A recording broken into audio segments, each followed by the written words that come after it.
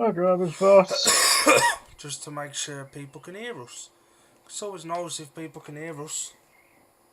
Always helps.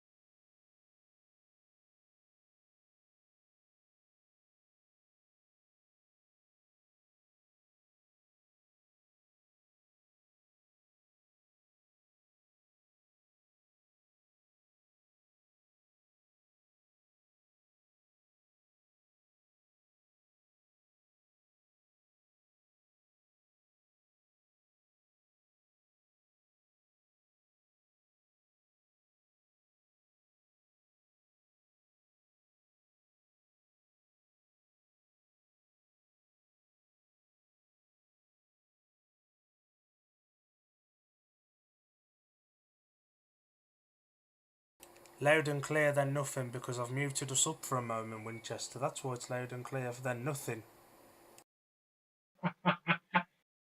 Oh, for fuck.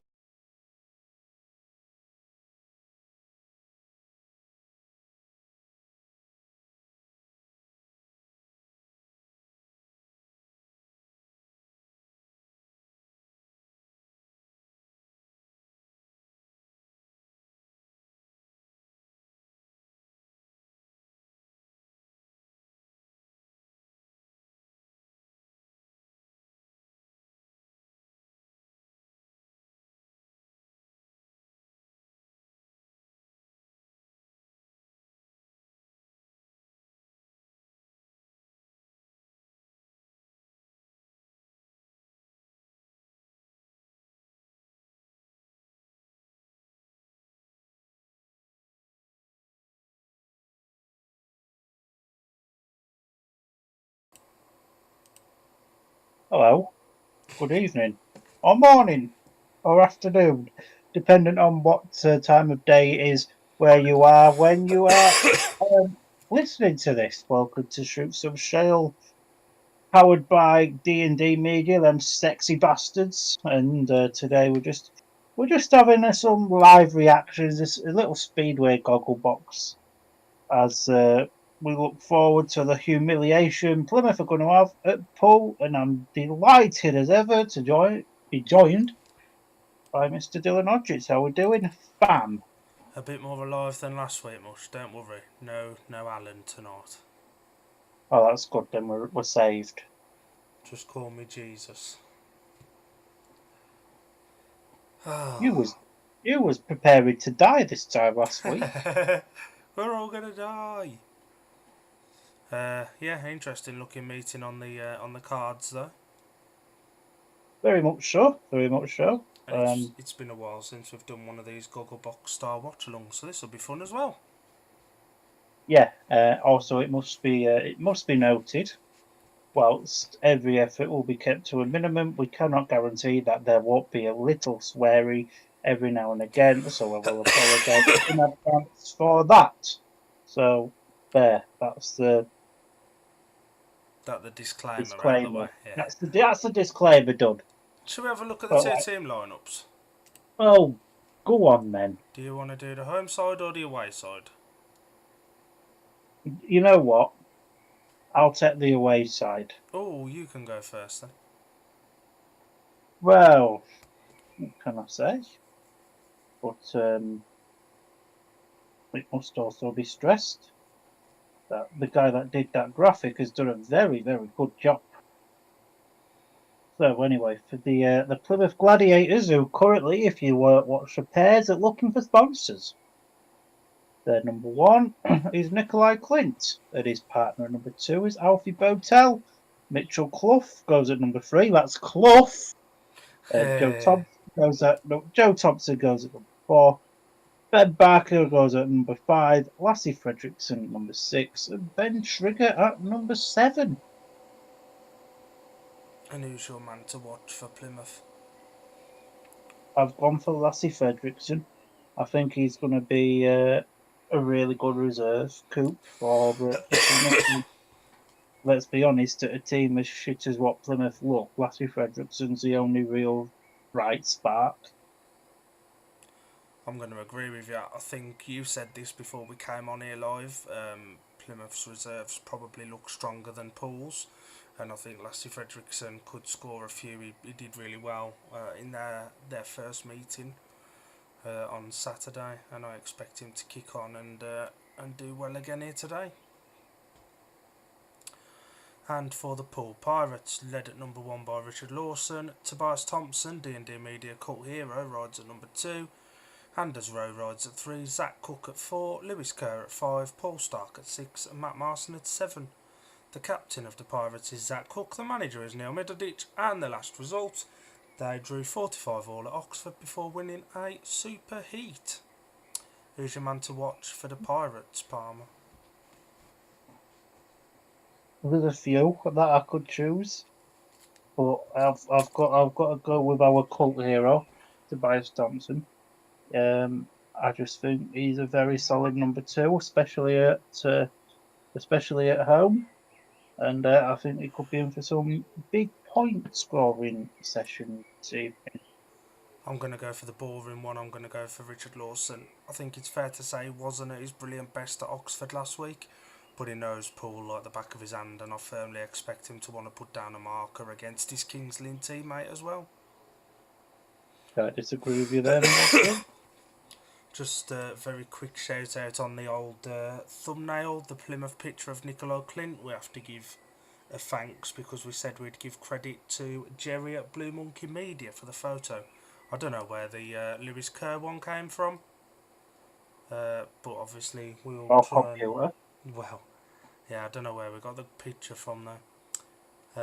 And there is some news. The Gates Poole won the toss and took 1 and 3 in heat number 1. That they did.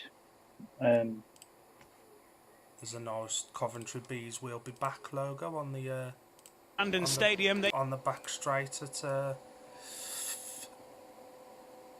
Poole. Yeah, there is. And obviously, There's obviously there's really a- good sounds as well with the people who are getting involved there.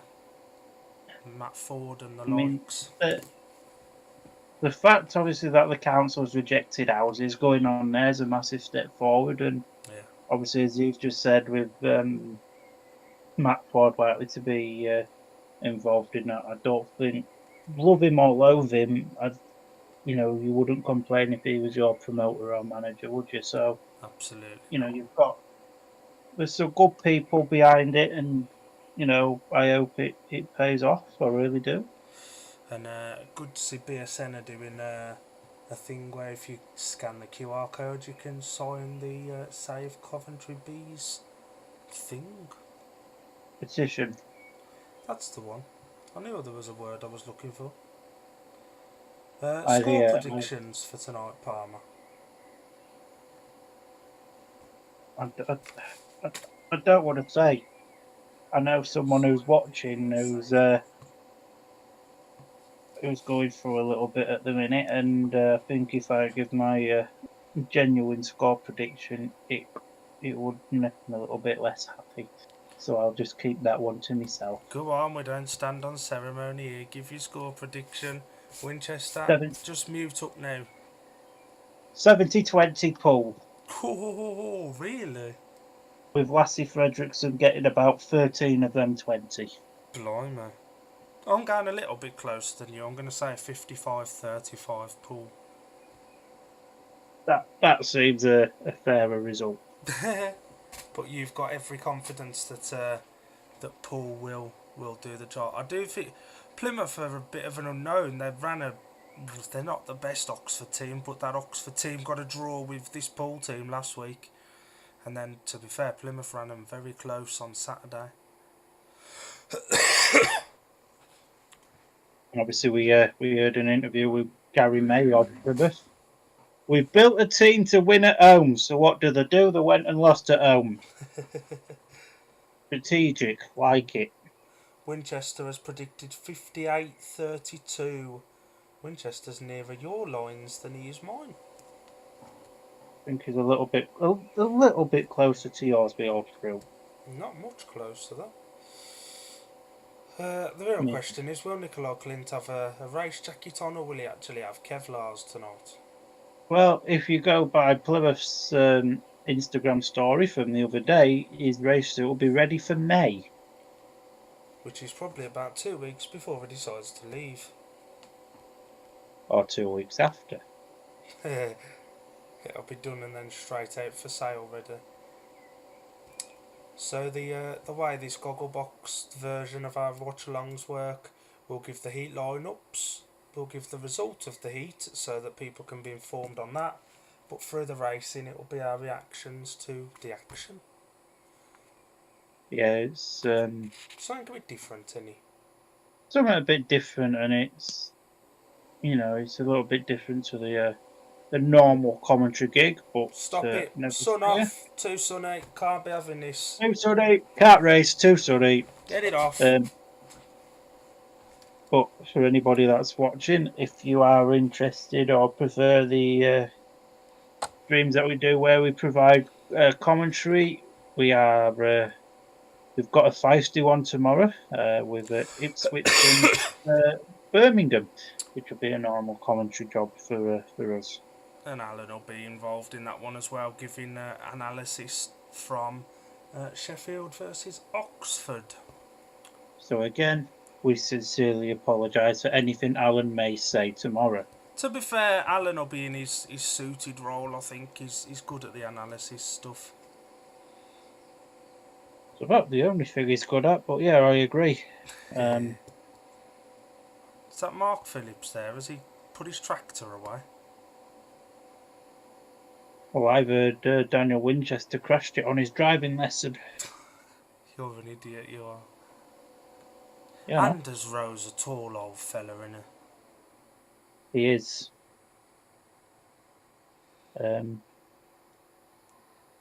Got 3 people watching us at the moment. Good evening to all 3 of you. And what is it you normally say, Palmer? Don't be afraid to get in the comments. We only bite if you have cake. And if it's carrot cake, we won't bite. To be fair, Mush, even I'd bite at a carrot cake tonight. Horrible stuff. Just to get a bit of cake. Fair enough. Ben Barker did an interview, the captain's interview with Jason Harold, and said he's not racing enough at the moment, and neither are most of the Plymouth boys. Joe Thompson, the fella we can see on our screen, did really well the other night, moved into the main body for this season. Nicola Clint's got his King's Lynn suit on with a race jacket on. Joe Thompson This said, race jacket, what sponsors needed on? I don't know. This is the stuff we need to know. I don't understand why they ain't put their team logo on it though. I don't really get that. It's a bit strange. Just a little bit. It's a wee bit strange. Plymouth have gone down in force. They're a lot more optimistic than certainly you are. There's a good number of Plymouth fans made the journey to Poole. It's not too far, is it, for them? So Tell you what, I'll do some Googling. This will be a new feature. If we see any away fans, we'll Google how far it is from the away track to the home track. And the Plymouth boys waving to their supporters that have come down. So it is nice to see that they've followed the team. Yeah, it's only a couple of hours drive from Plymouth down to Poole. So And, yeah, fair play one. The number 5 here for Paul, Lewis Kerr, just been snapped up in the Premiership, Palmer. Yeah, 100%. And he will start at reserve, which is always good. I remember when he was reserved for Sheffield back in 2022. Yeah, that sounds familiar. I think it was the year Sheffield just lost out to Bellevue in the playoff final. But yeah, so the riders coming out on parade with the flags. Am I imagining this, or is Lewis Kerr holding his flag upside down? No, Lewis Kerr was holding his flag upside down. What a penis! Shout out Mr. Wheeler there. Shout out Mr. Wheeler for the one-liner. Birmingham have stole this idea for this year, giving their riders flags to walk out to the track with of their nation. I mean, Yeah. if it's good enough for one, it's good enough for all. It is, really. It's different, and each team does a different form of parade. I think you just have them go around on their bogs at Scunny, don't you? Yeah.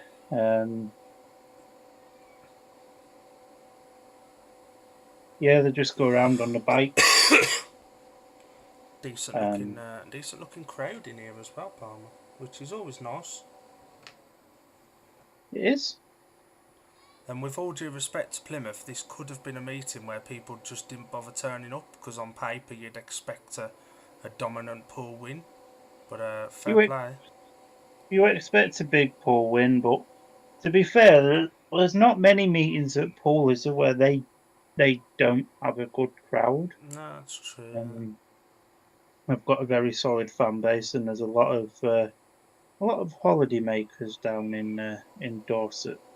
And this one's an interesting one, the number 7 for Plymouth, because there was a certain point of the winter where Ben Trigger was rumoured to be in the position that Matt Marson is in for the first couple of months of the season. Yeah, there was. And no disrespect to Matt Marson, but I think going down the route of Ben Trigger would have been better for Plymouth and better for Poole, sorry. And I think, when it comes to that time in June, Ben Trigger probably would have given Poole more of that headache that they're looking for than what Matt Marson will probably do. The riders just having their parade comes down to Nicola Clint, who's stood having a chinwag with Richard Lawson, completely oblivious. But the Kings Lynn teammates, aren't they? So you've still got these people though that say that speedway riders, when they're opposition, shouldn't stand together or talk or anything like that. No, how very dare they? How very dare them two teammates in the Premiership have a chinwag? Disgusting behaviour, innit? Oh, awful. Awful. Fine them both. Thought Tobias Thompson was having a little sit down then. Cult hero for us. I mean, I can't lie, I thought he was having a poo. Having a poo on the centre green. I had flashbacks then. And that's a story we'll leave exactly where it is. That's a story for crashes and cock-ups. Our Christmas party. Yeah. And a lot's been made actually about the changes to the Poole track this year. I know Poole have invested in some of the old Monmouth Green shale, which was very clay based, which should offer a little bit more grip for Poole and racing 100%. here. Yeah, 100%. And I think Redcar's got some as well, to be honest. Redcar, Birmingham, and Poole. Because the meeting at Redcar a couple of weeks ago was a fantastic meeting. Talking to Redcar, if there's anybody here from Scunthorpe that's looking to go to Redcar, hit me up, because I wouldn't mind bringing the car with you, just to get out of the house more than anything.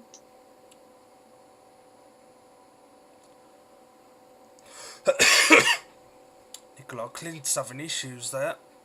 Don't know what's going on, but he wasn't very happy. Help is available, Mr. Clint. Help is available. And obviously, Nicola Clint, former Poole rider, I think he won the league with them back in 2019, 18, one of them. 18, I think it was. Yeah, And I remember he won the league.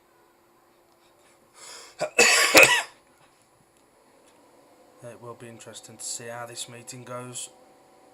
First chance to see some action on the new surface at Poole, and for all the hate that Monmouth got for being a small track, there was never any complaints about the shale. It always offered a good amount of grip and stuff with the clay in it, and other clubs are making use of that now. Obviously, as you say, Redcar's had it.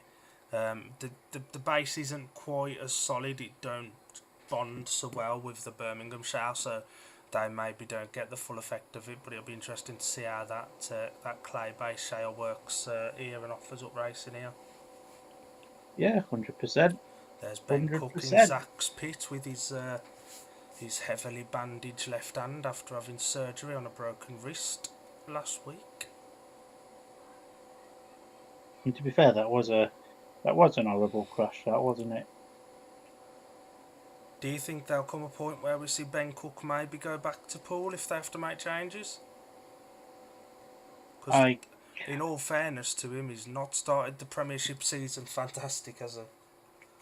he hasn't been brilliant for Kings Lynn, has he? And I think if the time comes, I could definitely see him back in the pool 1 to 7 before the end of the season. And we also have to, I think, mention Daniel Hume, who was the unlucky victim of the numbers game for the double change at Sheffield. Yeah, 100%. You know, I mean, it was always going to be that case, wasn't it? Unfortunate for Daniel, but you know he's got a chance to redeem himself in the Premiership as early as tomorrow. Simon Humphrey Kennedy is the referee tonight, and that bald fellow there is a trainee. That's Josh Marsh, who was the referee at Birmingham's National Trophy meeting last week. Josh March, wasn't he anything to do with the old Buxton setup from back in the day? No idea, not a clue, but that's him. So he's training tonight. The worrying thing about that was that he made a couple of, certainly one bad decision in that meeting, so that's ominous for this one. Yeah, 100%. Nikolai Clint looks focused. Do you think the championship will do Nikolai Clint good? If he wasn't riding such a very, very tight, very, very technical track for his home race, then I would probably agree. But the fact is gone to Plymouth, notoriously the smallest track in probably World Speedway that's competitively raced on. Isn't great, and Lewis Kerr just popping for a poo there. Nikolai Clint has had experience of small tracks, so obviously did a couple of years with Wolverhampton, so he does know how to get around a small track. He does. He does. Strange that the toilets are in the away pits, so that Lewis Kerr, pool rider, has to walk into the away pits to go to the loo. That is a bit of a strange move, that. It's But bizarre, isn't it? at least they've got the toilets in the pits. That's true. The rider's now coming out for Heat 1, so for this, Palmer will read out the heat lineups, I'll do the results, and we'll just talk about the racing as we see it.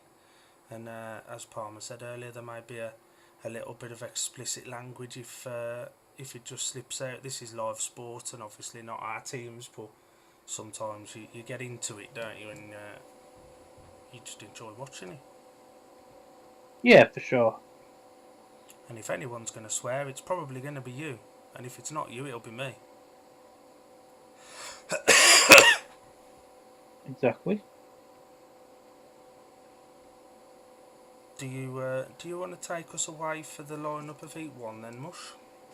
I do apologise. I've just had to have a little chuckle. Someone sent me a video from a Polish meeting where one of the Paulikers and Jason Doyle come out in the wrong helmets. So the Oh my mechanics are there god. swapping their helmets round. Quality. Anyway, heat number 1 here at Poole Stadium off the inside gate in the blue helmet colour. He's got it on the right colour, as all of these have. Is our cult hero, Tobias Thompson, because he pisses Oxford fans off. Off gate 2 with the yellow helmet colour, that's Alfie Portel. He looks like a man who's been to Turkey to get his teeth done. Off gate number 3, that's Richard Lawson, who still needs an haircut after all this time. And off gate number 4, he looks like a divorced dad. That's Nikolai Clint. Hopefully 15 heats of no drama. Or no crashes anyway, a bit of drama, don't mind. No crashes, and we can have a bit of good racing. Just waiting for Mark Phillips to come out of the pits gate with a red flag in his hand like he did at...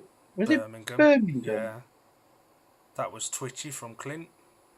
Was a little bit. That should be a Worked for him, Reds. though. That should be the Reds on, but it won't be because this trainee ref shit. That's not what we like to hear. It's not very often to see Richard Lawson in a position where he's not getting 3 points around Poole. Yeah, Nicola Clint definitely double clutched that. Yeah, I can't disagree, but, keep this up. 3 down, 17 to go.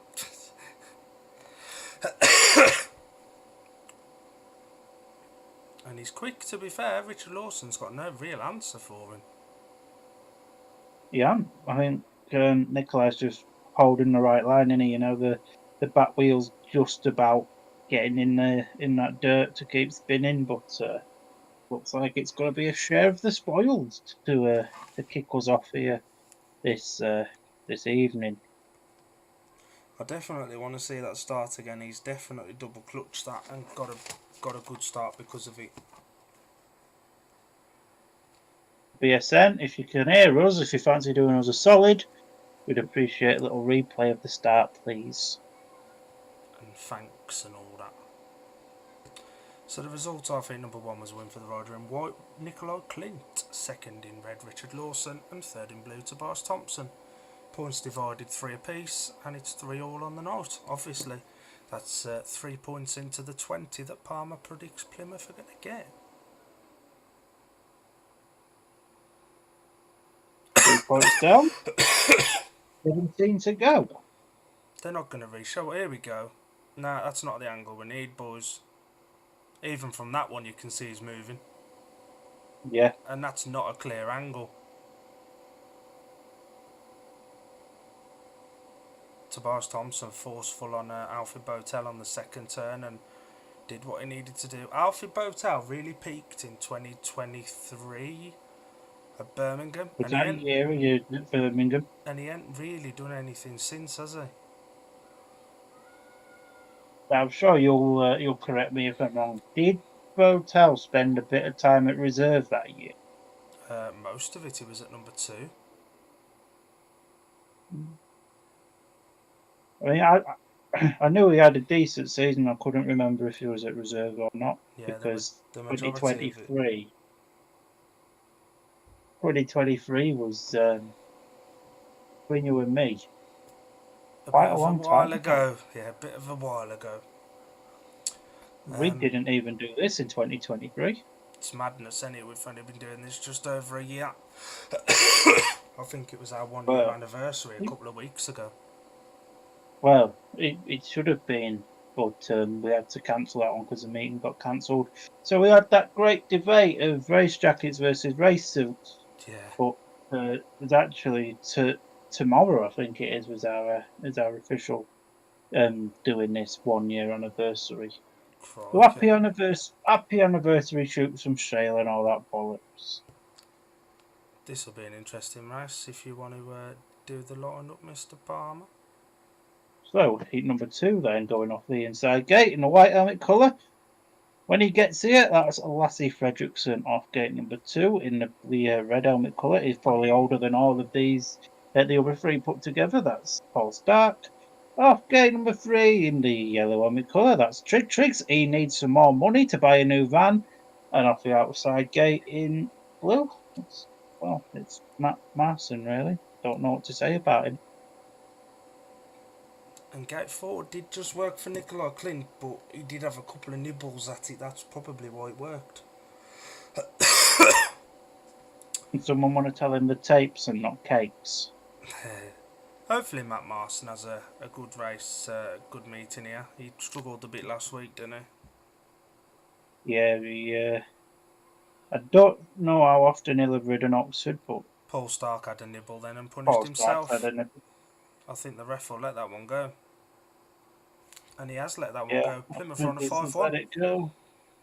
Plymouth on a 5-1. I did say Lassie Fredrickson would be one to watch here, and he's certainly proven right. And to be fair to Ben Trigger, is having a very good race at the minute, holding Paul Stark.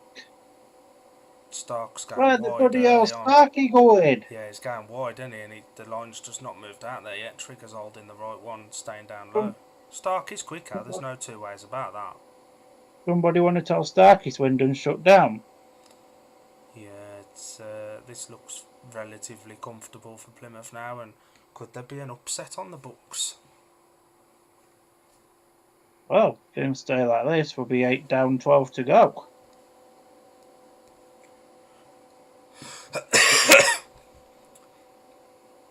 Starkey paid the price then for having a nibble. He almost looked at the referee's box then as if to say, why was that not rerun? Because you were the one that moved, pal, and you punished yourself. And However, that did prove my point I said earlier.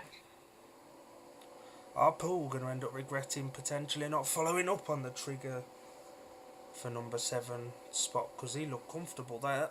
And the result of heat number 2 was a win for the rider in white, Lassie Fredrickson. Second in yellow, Ben Trigger, and third in red, Paul Stark. 1 point to the Pirates, 5 to the Gladiators, 4 points to 8, the progressive score. 8 down, 12 to go. Let's go. Are you regretting that yet? Considering we've got another 13 races to go, Yeah. we'd probably need Paul to have at least one 5-0 and the rest 5-1s. But I don't even think that's doable. No. Starkey was quicker then, but there's absolutely nothing off that inside line just yet, is there? It's all around the inside early on, as, to be fair, it notoriously is. All right, we could get 69-21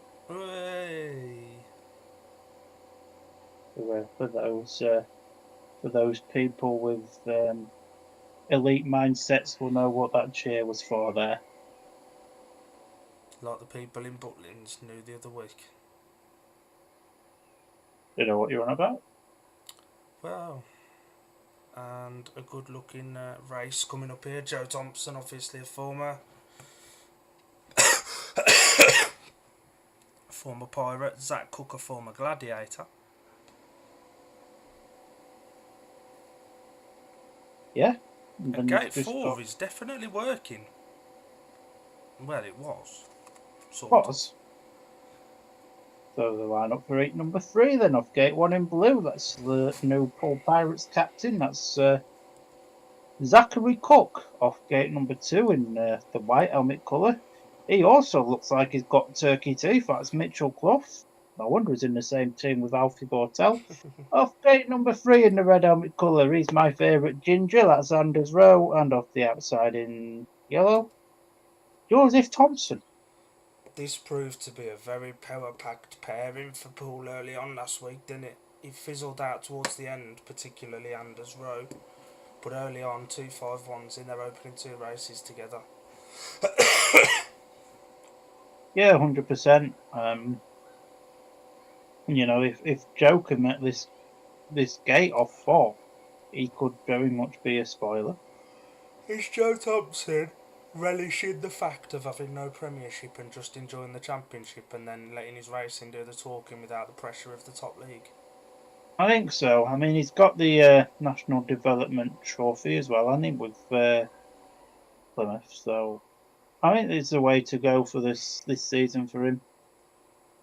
Both Poole boys have made the gate. Joe Thompson is there or thereabouts as well, though, although he's locked up there.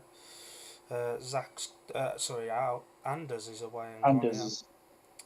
Mitchell Clough, you can probably excuse having a bit of a tough one early on. This is quite strung out, really. Yeah, it's going to require a miracle for anything to change here, really, in it.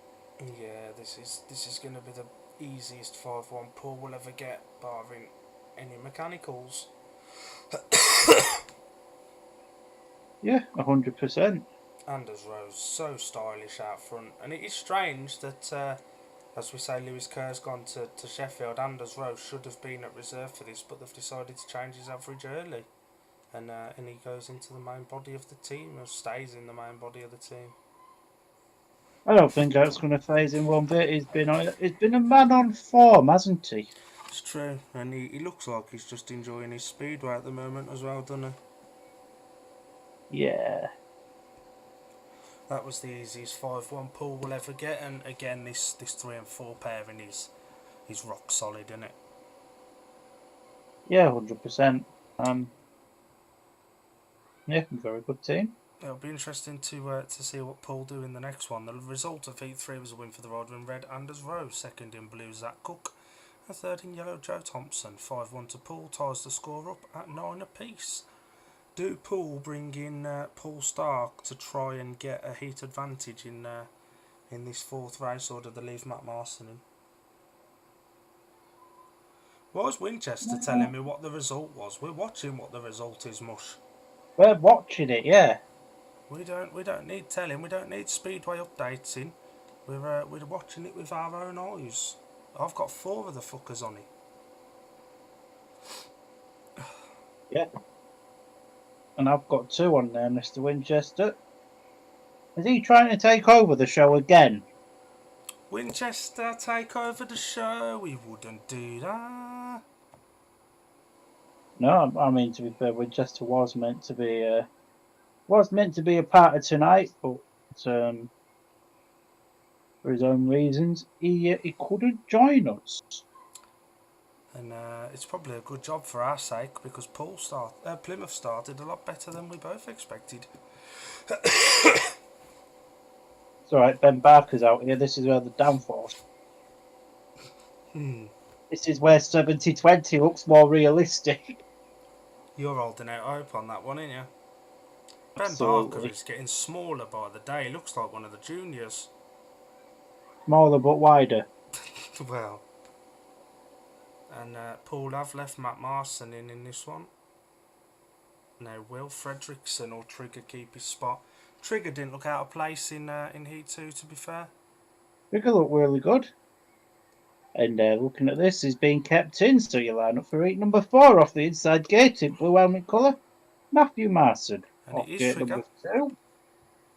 Off gate number 2 in yellow, straight from Only Fools and Horses, Ben Trigger. Off gate 3 in the red helmet colour is known as One to some, but to others is known as Lewis Kerr.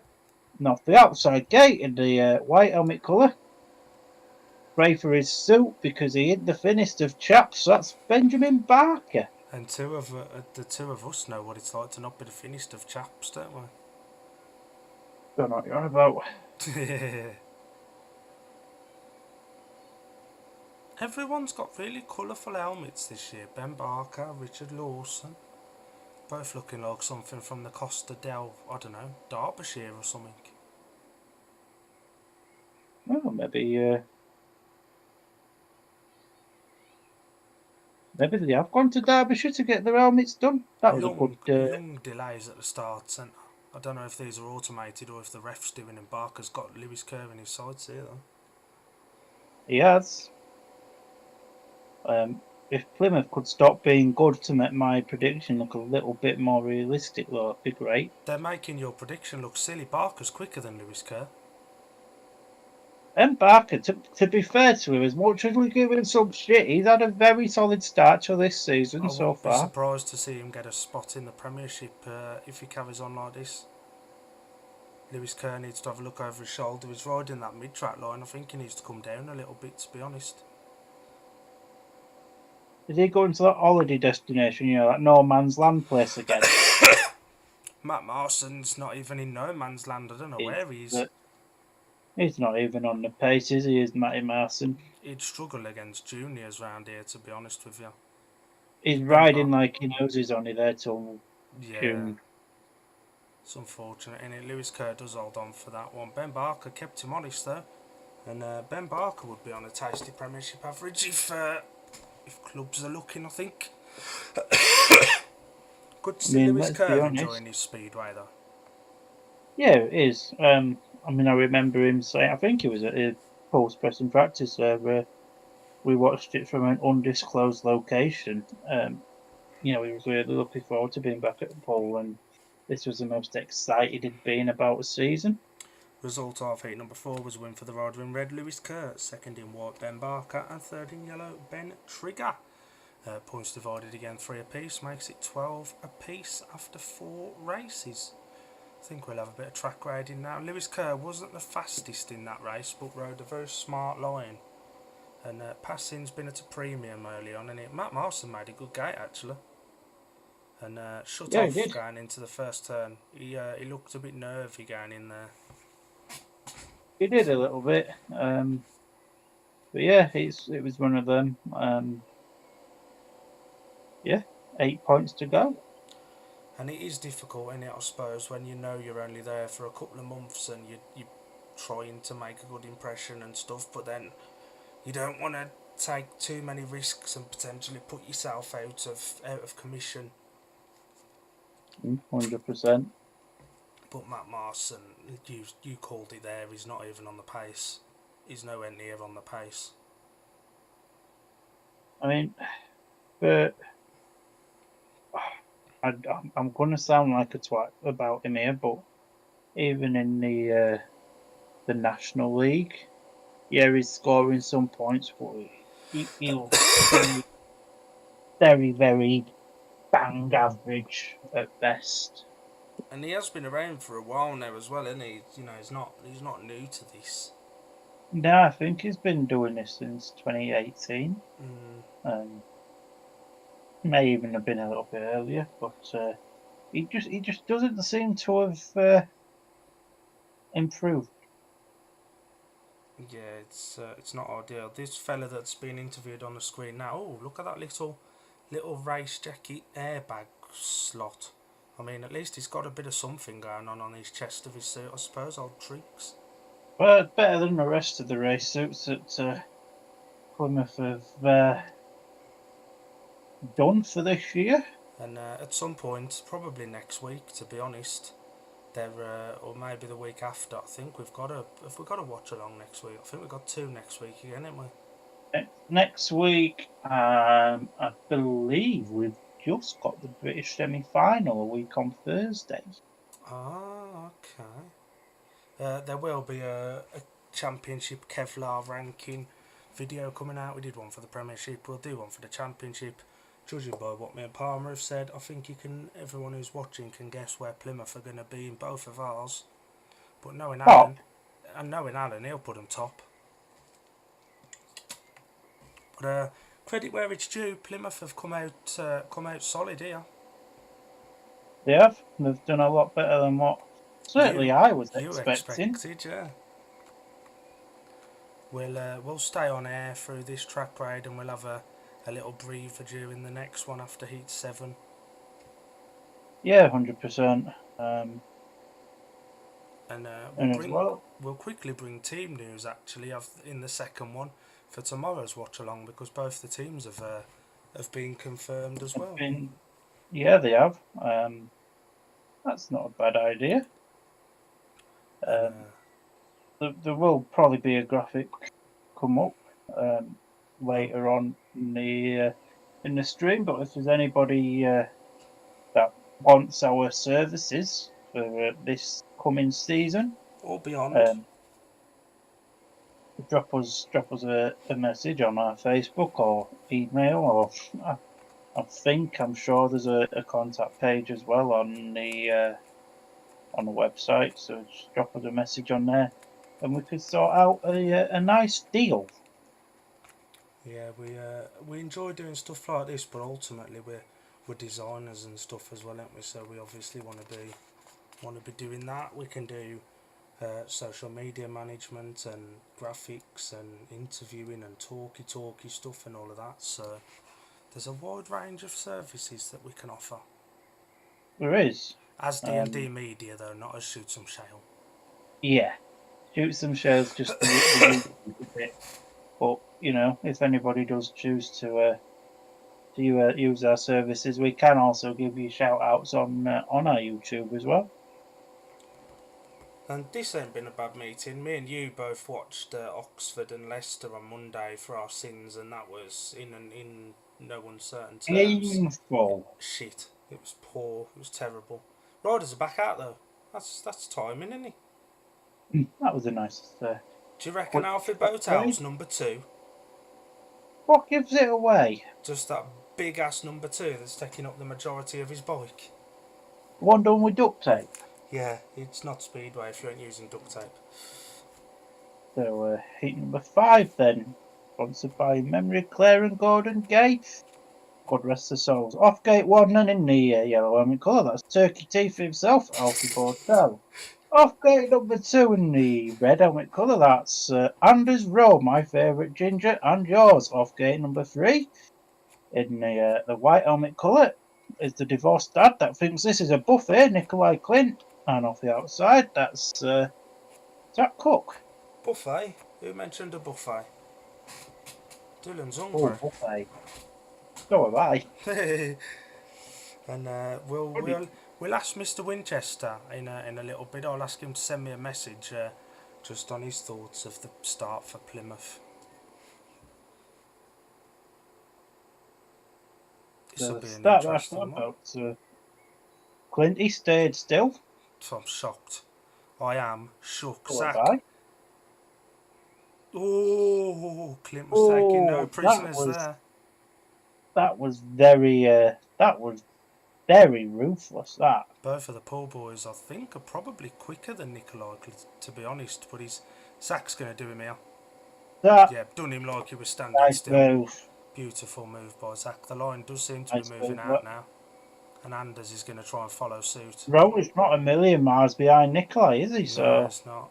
Clint's got to decide here whether to defend or attack. It looks like he's still trying to attack, but Zach is pulling a bit of ground now. Although Clint's got that cutback line sorted. One mistake and he will be through there. Yeah, Nikolai's got too big of a gap now on Anders for Anders to really capitalise, so Bellevue fans will be raging at this because Bellevue don't get this Zach Cook. He has started to improve in recent meetings, to be fair. He's unbeaten after 2 rides here. Hard, but I think fair racing from Nicola Clint on the back straight of lap 1. He was ruthless, but I think it was fair. Yeah, 100%. And I think there was an acknowledgement after the race between them. So the result of Heat 5 was a win for the rider in blue, Zach Cook. Second in white, Nicola Clint. And third in red, Anders Rowe. 4-2 to Poole, and Poole edge ahead for the first time tonight. 16 points to 14. Alfie Botel, let's be honest, was never in it. Never in it. And Was that Alfie Botel or was that Matt Marson? Well, and I do think Alfie Botel will benefit when Lassie Fredrickson ultimately comes into the main body. Alfie, I'd bank my life on Alfie Botel being the one who drops to reserve. I think he'd benefit from that a bit more, to be honest. Yeah, it'd either be Botel or Mitchell Clough, wouldn't it? And well, to be fair, the way Ben Trigger's going, both there's every of them chance could come up, yeah. Yeah. Winchester, if you're still listening, can you message me with your thoughts on the start for Plymouth Mush, so we can read them out after? We won't ask him to join us because of recent events and him taking a bit of time, but if you can message us his thoughts, we can read them out. I do hope he's enjoying a nice Starbucks coffee while listening to us ramble. We've got a rider head-to-head halfway through, as we do, like. We're looking at 2024 stats. Don't ask me why, because I couldn't tell you. BSN, we've said this previously though, BSN looks so professional this year with everything that they've brought in. It's so much better in it. The only thing that could make BSN better was if they had a championship media day, like they do with the Premiership. 100%, so we could get the moving graphics where they fold the rounds and shit. But maybe that's in the plans for next year. Anyway, from next year to Wednesday, 23rd of April 2025, off gate 1 in the red helmet colour. He still needs an haircut. I wonder if he will ever listen. Richard Lawson, off gate number 2. He needs to go and pay Weight Watchers a visit. That's Ben Barker. Off gate number 3 in blue. That's our cult hero. That's Tobias Thompson. And off gate number 4 in the yellow helmet. Oh, that's Fredrickson. Winchester has sent us in his thoughts. I'll read them out shortly. He's a man of very few words, is old Dan. No, I've got a few words to say, Mush. Lawson won't take too kindly to being beat first time out, will he? Absolutely not. And this is Lawson and Ben Barker really hate each other, so Lawson will be looking to prove a point to Barker, and that's it. Lawson's there. He's out there. Whoa! Tobias Thompson was taking no shit from Lassie Fredrickson there. Absolutely not. Oh God, I thought he was going to send him somewhere down to Plymouth. And Richard Lawson's gone. And Tobias Thompson's holding a very solid second place here over Ben Barker. I imagine Lassie Fredrickson won't be too happy about that one, I won't lie to you. Tobias Thompson is so erratic, but it just works. Oh, he's great, isn't he? I'd love to have 7 Tobias Thompsons in my team. He's an entertainer, isn't he? And that's a lost art in speedway these days. It is. It is a lot of speedway. If you can gate, you'll be fine, but not Toby Thompson. And, he's a cult hero. That's a cult hero to us, and another word to many. That's a big 5-1 to Poole there. Richard Lawson did probably as you'd expect, but Tobias Thompson's the real hero in that one. And I don't imagine Lassie Fredrickson would be too happy. It was just hard racing, I think. Nothing intentional there. He didn't try and wheelchair him or anything like that. But the result of Heat 6 was a win for the rider in red, Richard Lawson. Second in blue, Tobias Thompson. And third in white, Ben Barker. 5-1 to Poole, and it's 21 to Poole now, 15 to Plymouth. A bright start for Plymouth, or a poor start for Poole, but Poole have really got their SH1T together now, haven't they? 9 races left and 5 points to get. I think Plymouth are doing all right. Look at this in the second turn here from Toby. Kaboosh! If Lassie Fredrickson had fell there, there's no two ways about it. Tobias Thompson would have been excluded. 100%. There's clear contact there. Not intentional. I think Lassie's just in the wrong place, but there is clear contact, and I think he thought about binning it, to be honest, but he stayed on. I think if he'd have gone down, the ref would have had no alternative but to exclude Tobias Thompson for that. And it has happened before where refs can exclude riders after a race, can't they? Yeah, 100%. But yeah, it was just one of them. There was a gap there, and Toby went for it and paid off for him, and Lassie nearly went back to Plymouth. Do you want to have a quick run through the individual scorers after? So, for Poole Pirates, Richard Lawson 5, Tobias Thompson 3+2, Anders Rowe 4, Zach Cook 5 and 1, Lewis Kerr 3, Paul Stark 1, Matt Marson 0, Nikolai Clint 5, Alfie Bortel 0, Mitchell Clough 0, Joe Thompson 1, Ben Barker 3, Lassie Fredrickson 3, Ben Trigger 3 and 2. And it is like you said to me earlier, the strength of Plymouth reserves is standing out, or maybe the lack of strength at Poole's reserves. That this is worrying. Maybe Matt Marson you can understand, but certainly Paul Stark. I know he had a nibble, but he was absolutely nowhere near Trigger in the end. But in Heat 2, was he? So no, Paul Stark was one of them signings where you just thought, why? It does make you wonder why they didn't keep hold of Vinnie Ford, who did really well last year. And it looks like Mitchell Clough is... Tacticals allowed in the BSN Series? Yeah, because they're not two-legged affairs, are they? That's fair enough. Yeah, Nicola Clinton, a tactical in white here in place of Mitchell Clough. Who's this against? Louis Kerr and Paul Stark? Yeah. And he's joining Joe Thompson, I believe? That is correct. Strange race to pull a tactical in, I won't lie to you. Although... Gary May is a very strange team manager. He ain't the sharpest tool in the box, is he? Winchester's thoughts quickly. Decent start to the meeting. Think Poole will be stronger in the second half.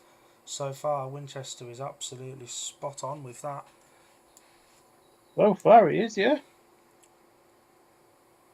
So, heat number 7, off the inside gate in the white helmet colour. That's a tactical substitute, the divorced dad himself, Nikolai Clint, off gate number 2 in the red helmet colour. That's one as he is known to some, but Lewis Kerr to others. Off gate number 3 in the yellow helmet colour.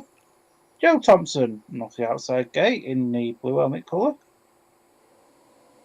Paul Stark. Interesting to see that Allied Mobility have sponsored both the Thompson boys because Joe's got it on his bike as well. Obviously Dan will be sponsored by him riding for Glasgow, but it looks like they've pledged a little bit to Joe as well. Well, if rumours are to be believed, Joe was meant to have been at Glasgow with his brother, I did hear that one. but the averages was 0.01 over, so they got in Aston Boucher. And look how brilliant he's been early on. Joe Thompson and Nicola Clint are both there. Lewis Kerr's trapped on the inside. Plymouth are on a 5-1. Plymouth are on a 5-1 here. We're going to get our 20 before E8. Lewis Kerr's about to... No, he's not. He's not really No, there. Joe's holding the right line. This could be a massive race, this, for Plymouth. Lewis Kerr's on the wrong line. Miles on the wrong line. The only thing that's concerning with Joe is every time on the back straight so far, this race is lifted, and that's allowed Louis to get that little bit closer. But he keeps it down there. But no, fair play. Joe Thompson is riding a cracking race here. But here comes Louis Wan or Louis Kerr. He's moved back to the inside. What's he doing? He ain't going to pass him down there, pal. Not when the line's out wide. This is going to be an easy 5-1 for Plymouth, this. And Joe's held on. Fair play, Joe Thompson. Fair play to the guy. Paul Stark is really concerning. Especially when he's supposed to be the senior point scorer reserve. 100%, I agree. What's this quote that we generally say? You can't polish a turd. Yeah, you can't polish turds. And yeah, Joe held on that by about half a bike. Paul Stark hasn't been a great rider for a couple of years, if we're being brutally honest, and he looked nowhere near then. With all due respect to Joe, you'd expect Starkey to be beating Joe. 100%. The result of heat number 7 was a win for the rider in white, the tactical substitute Nicola Clint, second in yellow Joe Thompson, and third in red Lewis Kerr. 5 points to Plymouth, 1 to Poole, and it's now 22 points to Poole, 20 to Plymouth after 7. And the streams froze. Oh. Ben, first of all... No, thank you, Jason. There's an interview going on, as you could probably hear, with Ben Cook. So we take a quick mini. Plymouth have hit 20. But yeah, let's take a minute.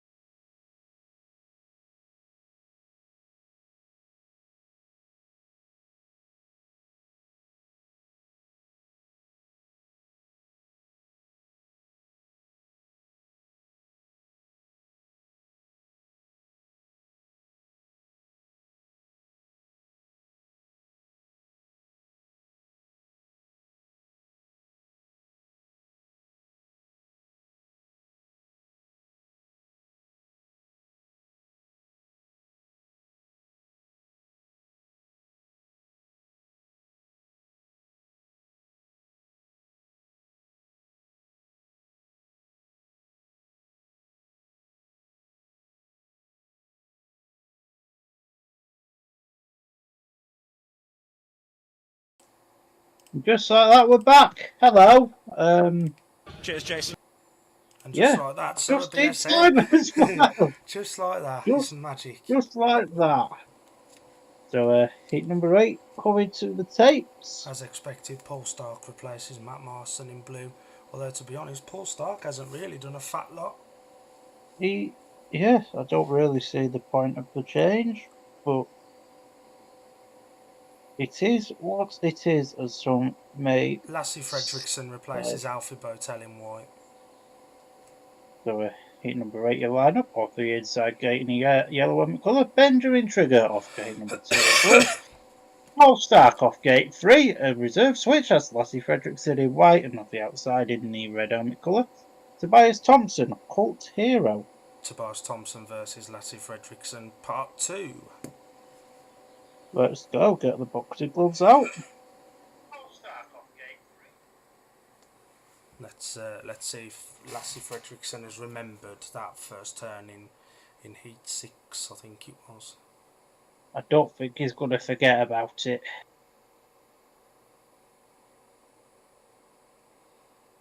Tobias Thompson's lifted violently. Paul Stark's there. Ah, blue's off. No, white's off. Fredrickson stacked it. Fredrickson's down. Did his chain go there? I don't think there was any contact with Starkey, to be honest. No. I think he's just fell off. I think his chain might have gone. He stopped abruptly. He looks hurt as well. Yeah, it sounds like it. That was a chain there. Riders are being waved back into the pits. Well, some fella in a pool coat is telling them to go in, but obviously if they leave the track unauthorised, it's an exclusion. So Starkey a little bit. I think in this case with Lassie looking a little bit worse for wear. That's a chain's come off, yeah. Yeah. They're always the worst crashes, aren't they, when the train comes off? They're unexpected and they just throw you off. Mm. So some oil spilt out, something on the track is smoking. Probably. He looks a bit winded here, to be honest. He looks hurt. He does. Ben Barker going up and checking on his Norwegian pal. And Poole had just got onto a 5-1 there, actually. Paul Stark will be gutted. He made a blinder, didn't he? Yeah. He must have heard us and thought, I'm going to show these two fat idiots. Who you calling fat? Marley the dog. That bike's destined for the skip. Yeah, that's not even going on Facebook for spares and repairs, that is it? That's knackered. You have to feel for Alfie Botel here and maybe not Matt Marson, he ain't been great, but certainly Alfie Botel. Because obviously this is essentially a pre-season sort of friendly thing before the main championship starts. Yeah, 100%. I mean, you'd probably also feel a bit for Mitchell Clough in 8-7, obviously been replaced for Nikolai on a tactical in what is effectively a pre-season. I mean, even Scunny got to the final of this last year and we didn't want to win it. So good luck to the mechanics fishing that chain out.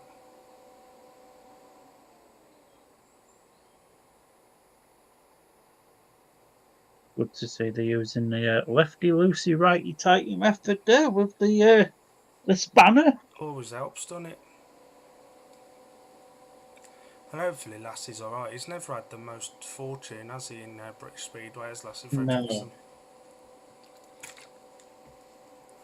No, he's been very unlucky as Lassie. In fact, I remember I was on Funny TV. He's up in 2023. I'm glad to see him up. Actually, he's a very good rider and a nice fella. On his day. Yeah, as I was saying, I remember when I was doing Scunny TV back in 2023 against Edinburgh in the playoff semi-final. How on earth he stayed on his bike? He'd literally just bounced straight off the fence, almost come straight back to the centre grating, and he saved it just in the nick of time. Yeah, his chains. You can see the sparks off that. they're the worst, like you say. Back to your story. Sorry, I was just reacting as we saw that happen. Yeah, no, it's all good. But yeah, I'll never forget the sight of it. His bike just bouncing off the fence, almost coming onto the centre green, and then just seeing how he turned the handlebars just to get on the track in just the nick of time. I'd never seen anything like it before. May never see anything like it again. They're really struggling to get that chain out of there. And that chain is the word also FC used UK'd. to describe what a couple in a relationship would have been after they've done some lovemaking. Yeah, it's not in great shape, is it? That and Not really, no. this is a bit crap for the riders who have obviously got to stay on the track.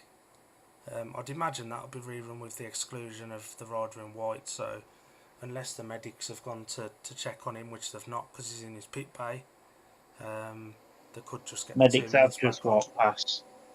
So I'd expect the 2 minutes to be on momentarily. Yeah, it's not going to be long, is it? That's all you need, innit? You've just had a massive off, you're feeling a little bit winded, and now the poor lad's got Gary May in his face. Has that poor lad not suffered enough? Poor chap.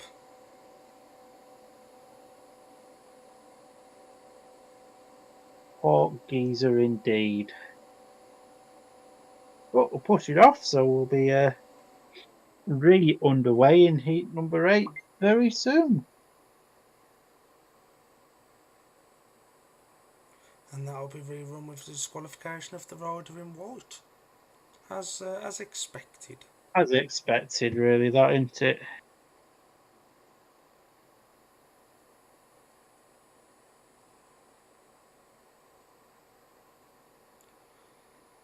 Winchester's reaction to JC telling him in our STS chat about Lassie's bike chain splitting and being thrown off his bike was fuck in capital letters.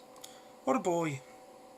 Again, we mentioned this earlier, but we would like to. Hey, that's Winchester. Don't you blame me for this one. That was Winchester. I'm not blaming you. I was just apologising for the language that was in Winchester's message. So, And heat number 8, the re-line-up.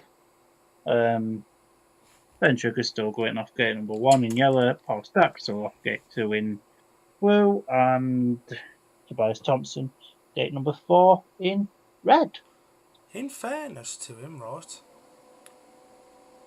Old Trigger's done a solid enough job here, so this wouldn't necessarily be as cut and dry a 5-1 as you may expect.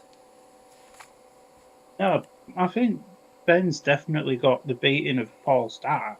Unless Starkey makes a gate like that last one again. Well, yeah.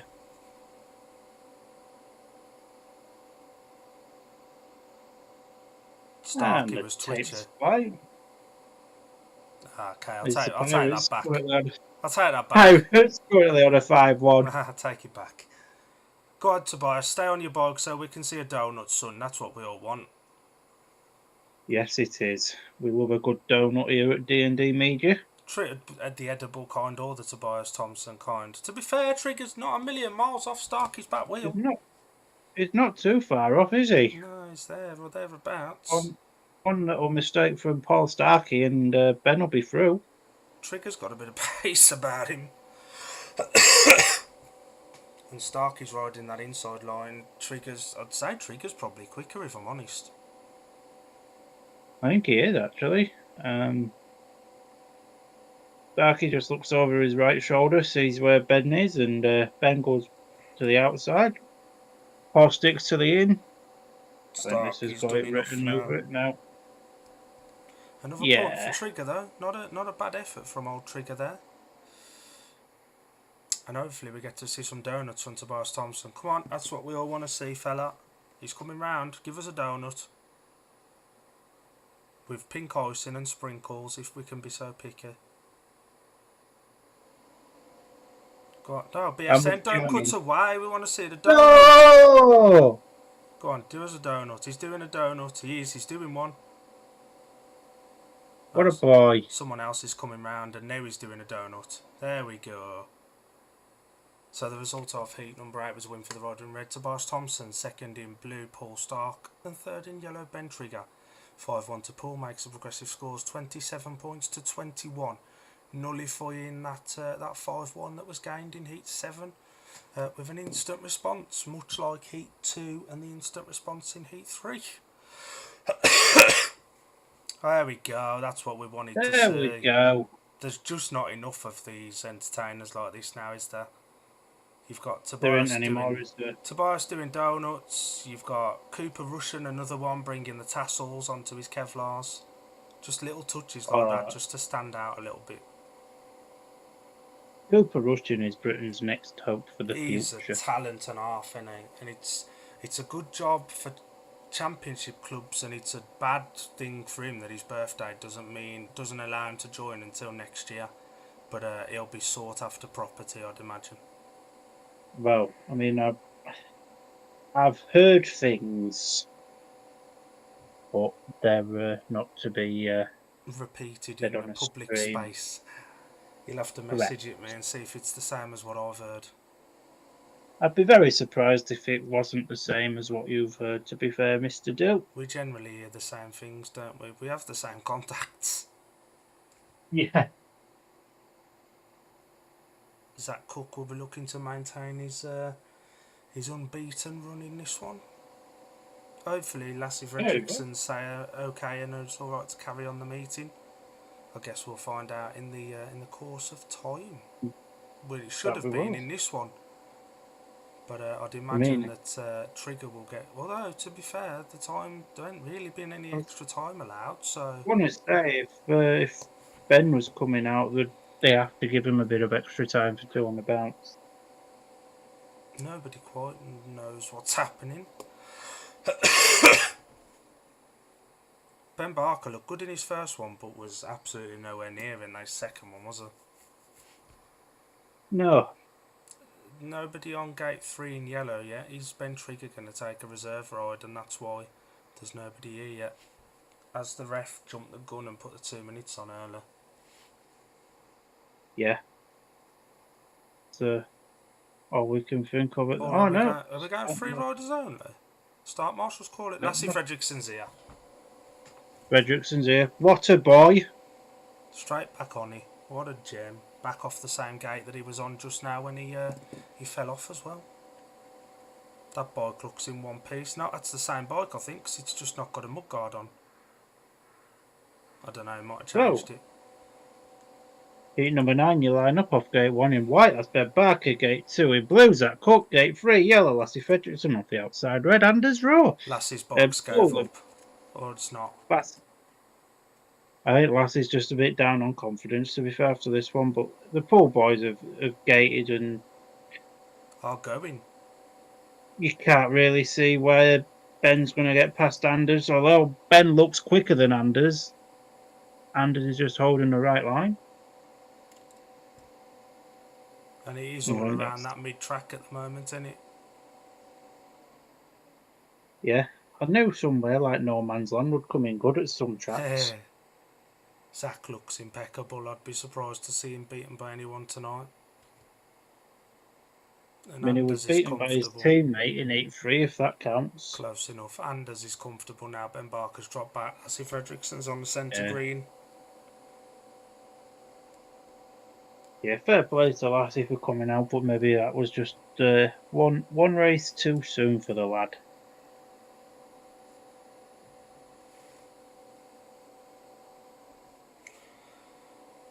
And Zach Cook, I can't see any opposition riders beating him, to be honest with you.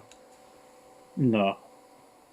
And Anders Rowe, although not having the most pace about him, he did what he needed to do. The result of Heat 9 was a win for the rider in blue, Zach Cook, second in red, Anders Rowe, and third in white, Ben Barker. 5-1 to Poole makes it 32-22 after 9 races. I'm reliably informed in our STS media chat by JC that there'll be no interval tonight and we'll be going straight through. And with the look of that very black cloud above the stadium, I can see why. Yeah, 100%. Smart thinking from Neil Middleditch and Daniel Ford and everybody involved at Poole. He didn't look happy with his bike even from the start there. No, I don't think it's confidence issue. I think there was something that didn't feel right because he was looking down instantly. maybe. That was a violent lift though, coming off the fourth bend from Zach Yeah, there. it was. Barker looked good early on, but he's been how do we put it? Shite Shite. since. Yeah, it's not been great, has it? All the Poole boys No. have woke up. One of the two. The Poole boys, they heard my prediction. I thought, right, sod this fat lad from Scuddy. We'll let Plymouth get to 20. And the But riders now are out for heat 10. it's virtually just plain sailing now, in it for the Pirates. The lady's clearing her throat, isn't she? I should hope my nanny is clearing her throat. I'm going round as soon as this meeting's over to turn a karaoke on. Crikey.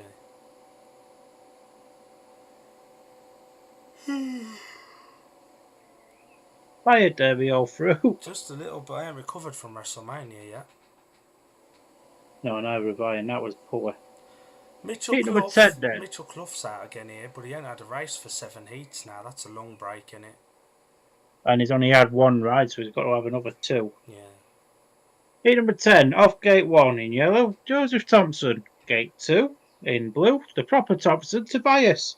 Gate 3, Mitchell Clough, who looks like Alfie Bortel 2.0. And off gate 4 in red, Richard Lawson.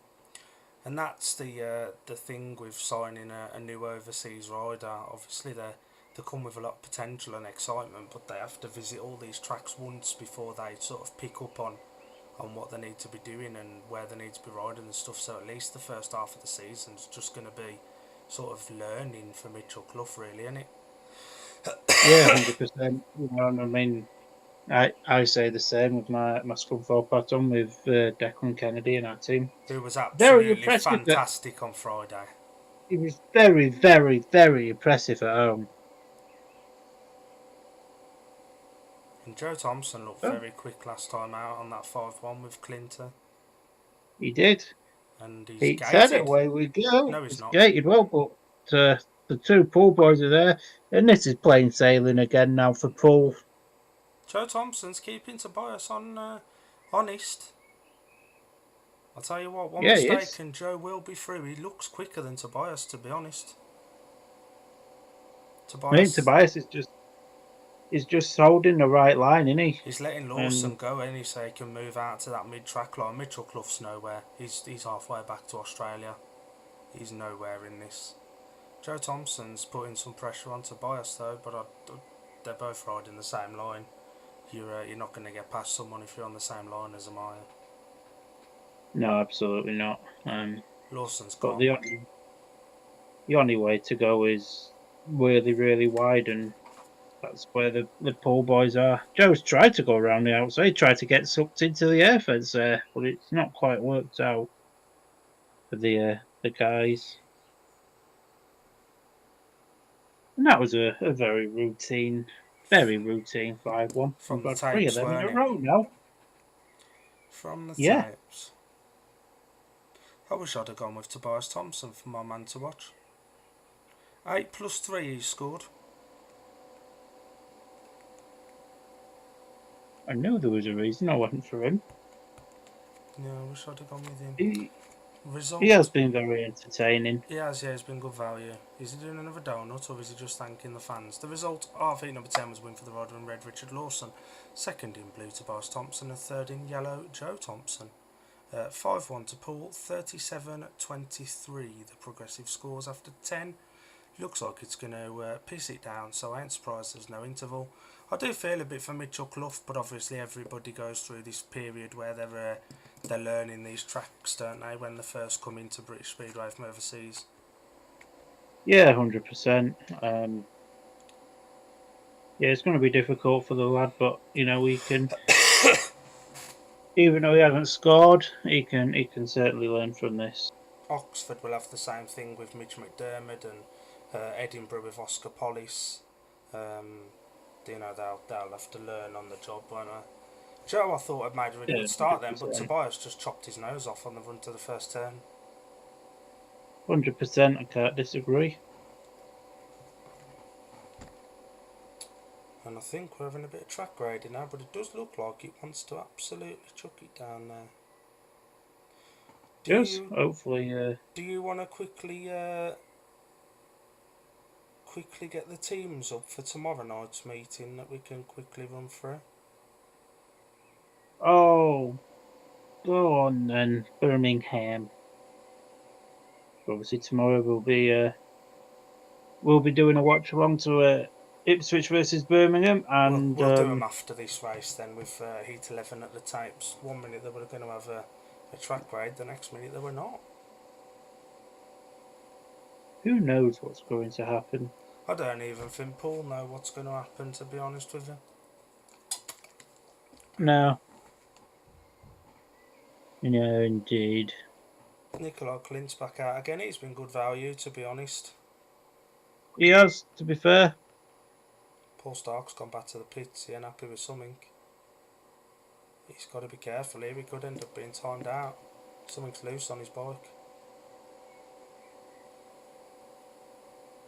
And if we've got a quick minute, there will be extra heats tomorrow as well, because Ipswich are running their Billy Saunders Memorial second half thing.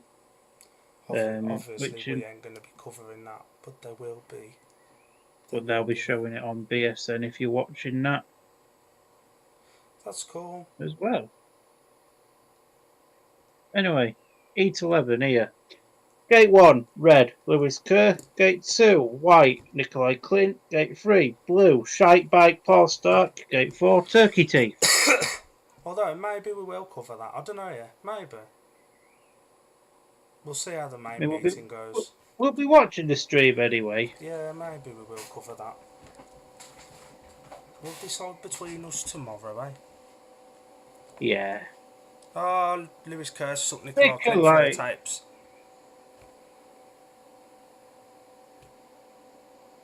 There's no doubt. Nikolai Clint will be excluded for that, and Lewis Kerr will get a warning, because that's how speedway works. Will they put Nikolai Clint off 15 here? I would. He's looked quick, to be fair. Yeah, Yes. Lewis Kerr nibbles. Does he touch him? Nope. Nikolai Clint goes through him. Yeah. And Lewis Kerr knew he needed to make a gate there, and Nikolai Clint almost looked at him as if to say, "You got me." I think they'll put him off 15 if I'm honest, and Alfie will go to 2, Nikolai will go to 4. I'd put him off 15. He's looked quick, and the outside line's working. If he can trap and make up the ground in one lap, he could put a bit of pressure on certainly Paul Stark at least. Maybe even if he's really lucky, he might put some pressure on Alfie Bota. I mean, he's going to be fired up to want to beat Lewis Kerr now, and I think that almost sums up the look that certainly the Plymouth have had in the last few races. Obviously, Lassie's chain going when in a decent position. Yeah, 100%. Well, we've got a minute now. Do you want to run through the lineups for tomorrow? Have they released the lineup for that memorial? No, because it's the top 4 scorers from each team goes into it. Okay. So Ipswich, Jason Doyle at 1, Danny King 2, Adam Ellis at 3, Tom Brennan at 4, Emos Ifutinoff at 5, Dan Thompson 6, Jordan Jenkins at number 7. Birmingham, Tobias Muzak at 1, Jonas Jepson at 2, Daniel Hume at 3, Keenan Rue at 4, Michael Jepson Jensen 5, Antti Vula 6, Jason Edwards at number 7. Nice to see Daniel Hume getting an opportunity. It's certain, with all due respect, it's no Matty Zagar at number 3, but with the visa issues and only having up to 75% of Matty's 7.2 average, and Daniel Hume just being released, he's going to be fired up to put himself in the Premiership window again. It will be tough for him, but he does know Ipswich. He's raced for him before. He has several times. So, it's an opportunity for him, isn't it? And he's a nice fella, is Bob. he is. He's a decent bloke. He's old Bob, The as he's man we known to his pals. affectionately know as Bob, yeah. So I'm glad he's got another chance in the Premiership. And hopefully he don't disgrace himself, and who knows, if he gets a point or two and rides well, could put himself in people's thoughts. 100%. And he looks like he's spent a fair bit on equipment and stuff for this year as well, so he's definitely giving it a good go, so he deserves the opportunity, I think.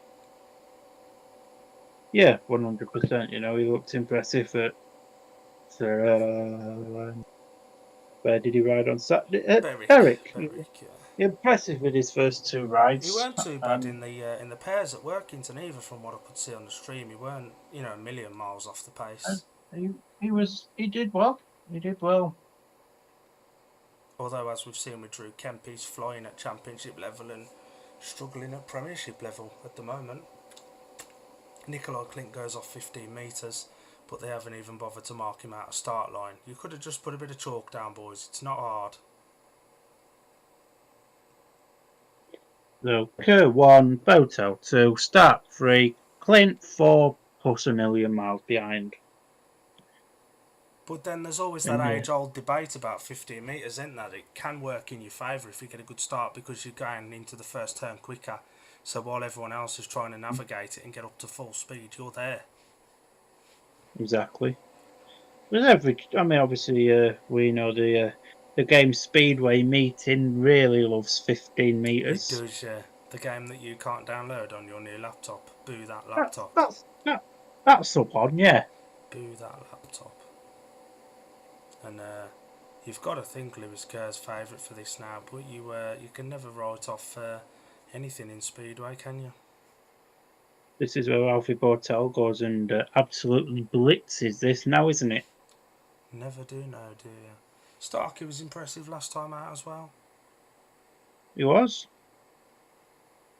Clint started really slow there. Alfie's made a decent gate. He did. Stark. Don't know where he's going, but he's made, ahead of Stark. Made a very good gate. Clint's caught up. Clint's going to go around Paul Stark. Or not. He's going to come under Stark. No, he's going to go underneath him instead. And Stark's gone down. That's in it. Get up, Stark. He let Kerr clear off. I think if the Reds come on, which they have, out. The Reds are on, Stark will go for that. He fell on his own.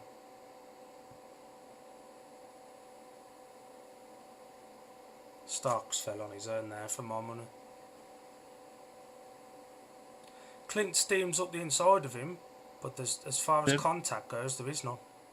Let's just watch that again. No, he's nowhere near him. They don't even touch. He's nowhere near. Even the dirt deflector, now he's gone on his own. He'll go for that. If he'd have fell at the point where Clint steamed under him, fair enough. But Clint's past him, and he's nowhere near him. Delayed. Nowhere near him. Very delayed reaction, that innit? Starkey goes for that 100%. I don't know what he stayed down for. Lewis Kerr was well clear. And I'll reiterate my point. Paul Stark is shit. And he's not very good either. But Nikolai Clint's going to get a point here at least. From 15, and if Lewis Kerr don't make a good start, because Nikolai Clint missed that start of that rerun there. So if he makes a good start this time, you know how quickly he made up the ground there, he could be on Lewis Kerr's back wheel. Because you'd expect Alfie Botel will probably move out of the way for him. You'd expect so. Alfie's going to score as well. It's about time, really. It only took 11 heats. He looked better in that one, to be fair. He did look a bit more on the pace.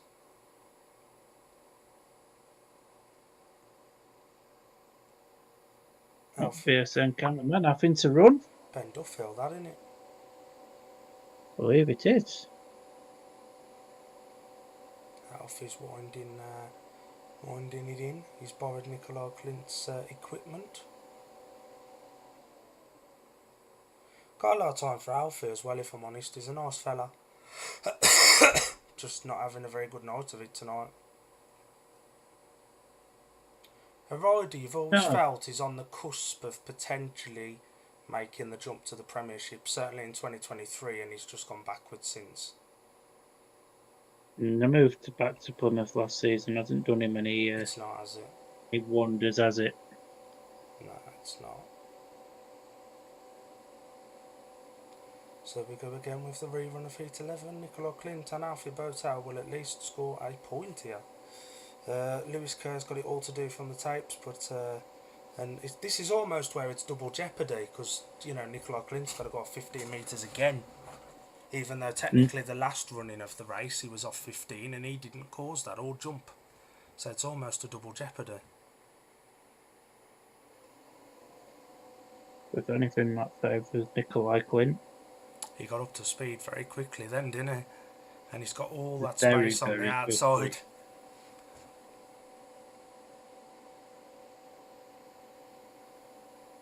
Yeah, if Old Turkey Teeth makes a good gate here, it could be a big 5-1 back to Plymouth.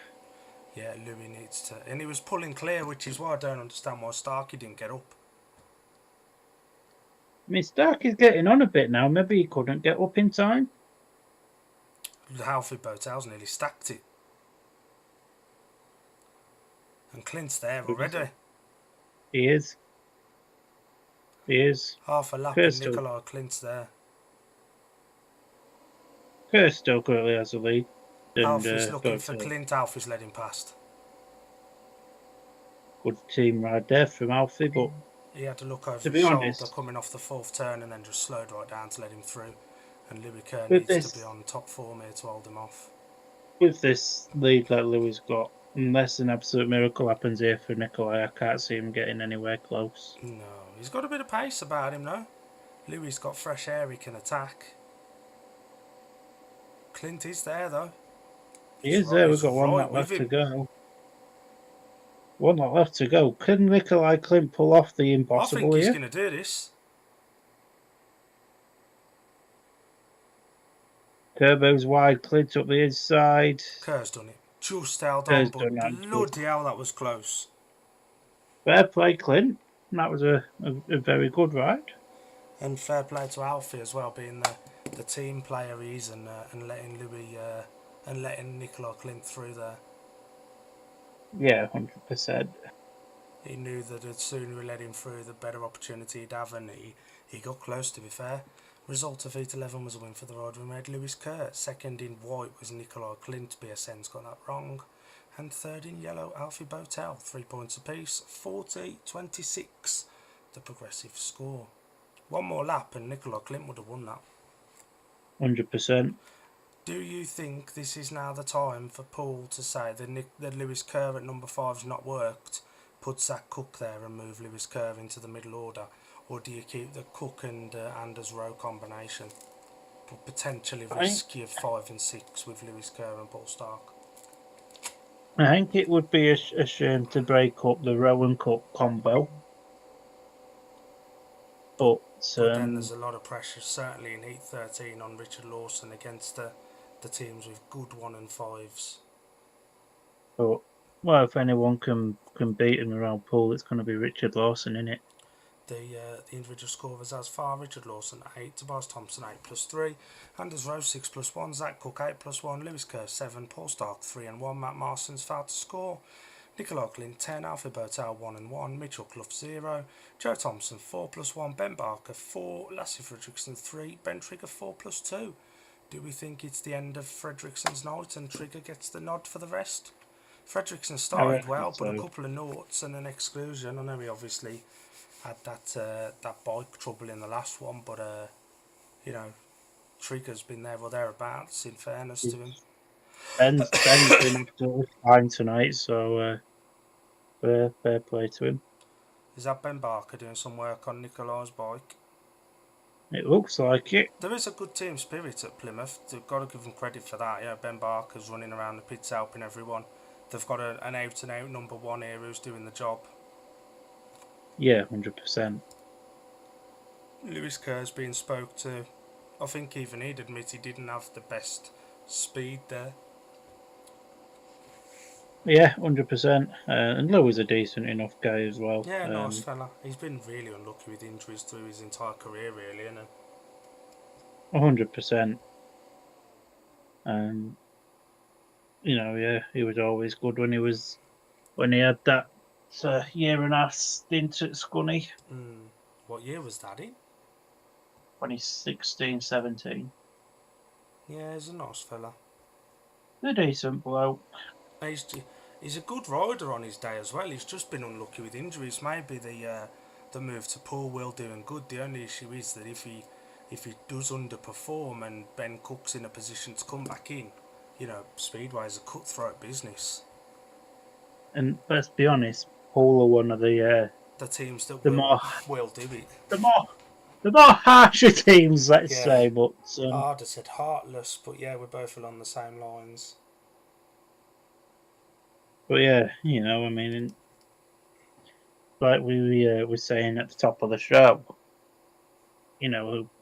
we both obviously think Ben Cook will end up back in the championship. Yeah, 100%. Especially with his Premiership form. He's doing well I enough in do Poland, but like you've said to me, it's easier when most Polish clubs will supply the riders with their equipment. exactly, but I do think when Ben Cook comes back to Poole, it will be at the expense of this man here. Jason Harold, you leave Jason Harold alone. What's he ever done? Folk. It answered his own questions. How very dairy. Shocking. And Alan will be keeping an eye on how Lewis Kerr does. Obviously not physically because there's no stream, but on the update services tomorrow on his re-debut for Sheffield.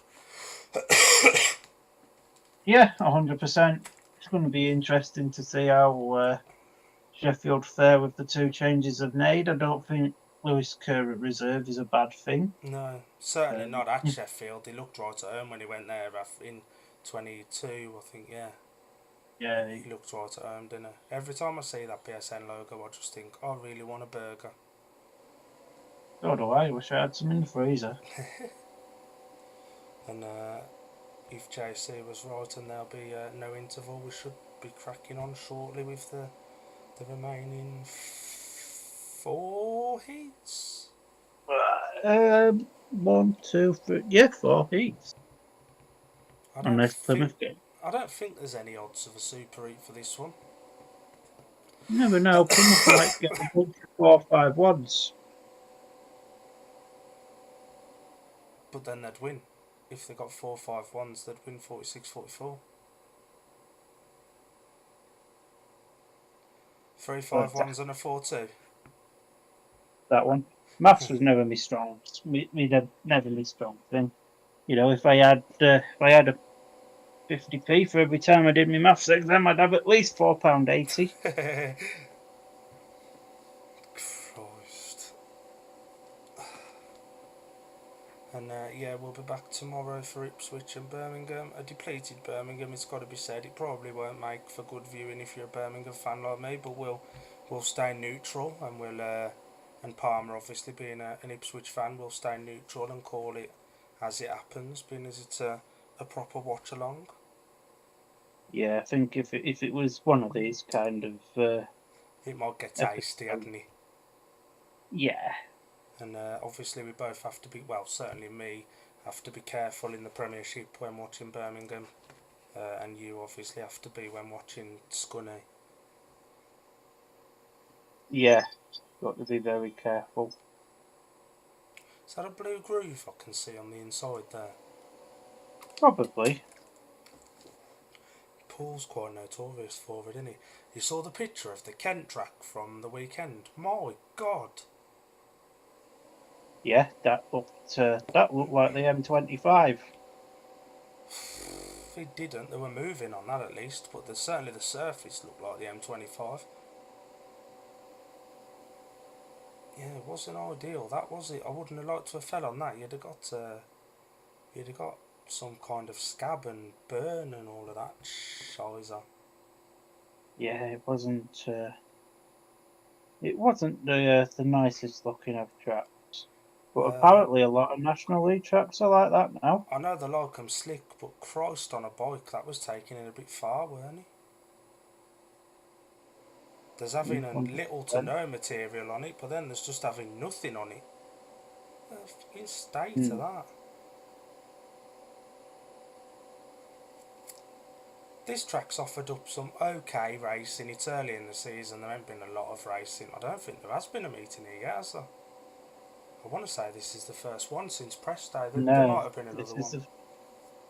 this is the first one since press day. Obviously, they should have been at home Oh on yeah, Easter Friday, but Good Friday. Friday, yeah. But so it obviously has to bed in again. Matt Marson will retain his spot. He obviously has to race again, having only had 2 rides. Is he with Anders Rowe in 12 by any chance? Yes. Yes, he is.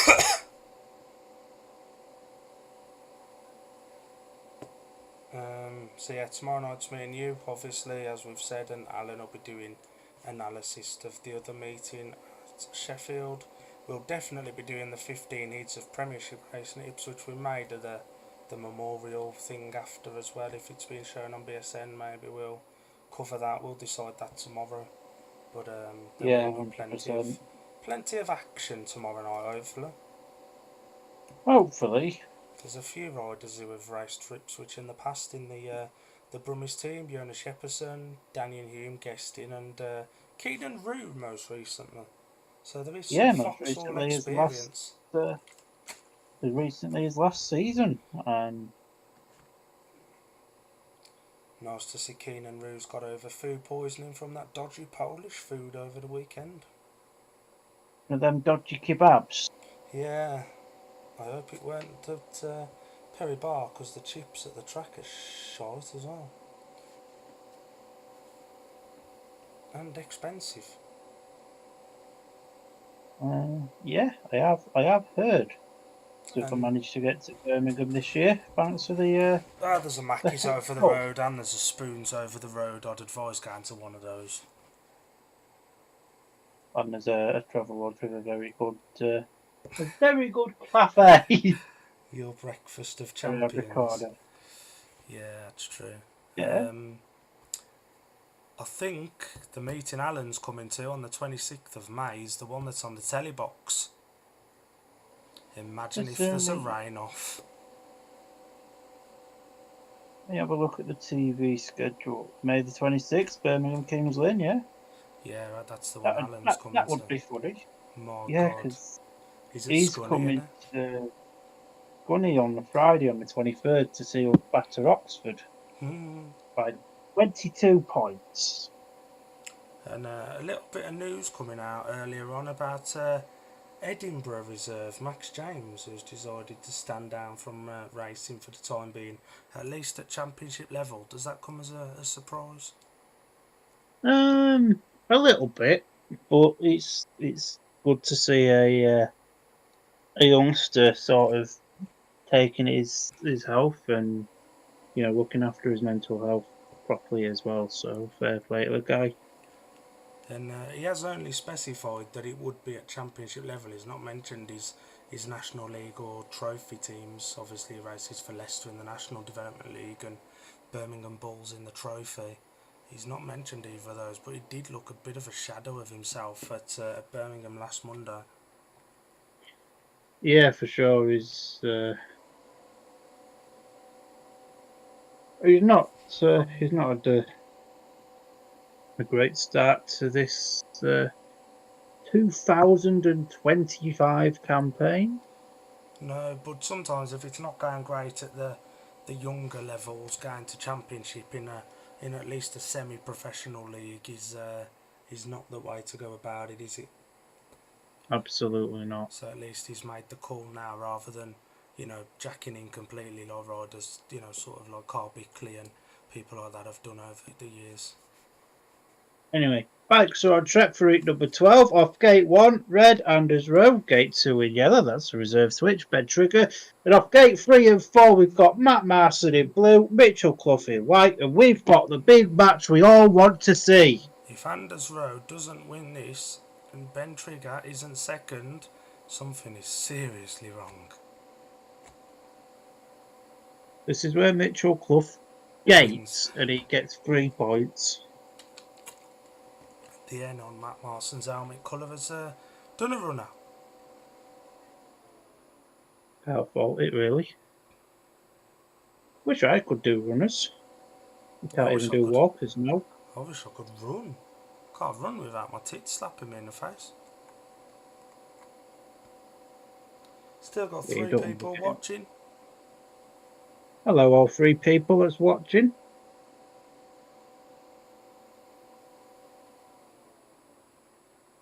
Here we go then, the race we've been waiting for. Matt Marson's trapped. Marson's trapped. Matt Marson is in the points. Matt Marson's going to get a point here, and the Poole flags are going to go absolutely ecstatic. Although Mitchell Clough's closing that gap on Marson here. Yeah, did Marson's confidence the world of good. Clough's just holding that inside. Marson's on the outside a little bit more. I think Clough will probably get past him. He looks quicker. He's done him. He does, to be fair, doesn't he? Mitchell Clough's now going to get a point. Stop the world. Where the bloody hell is he going? That reminds me of Alan on STS. If races were run over one lap with Eric and Gate, he'd be a world champion. But it's not. So he's not.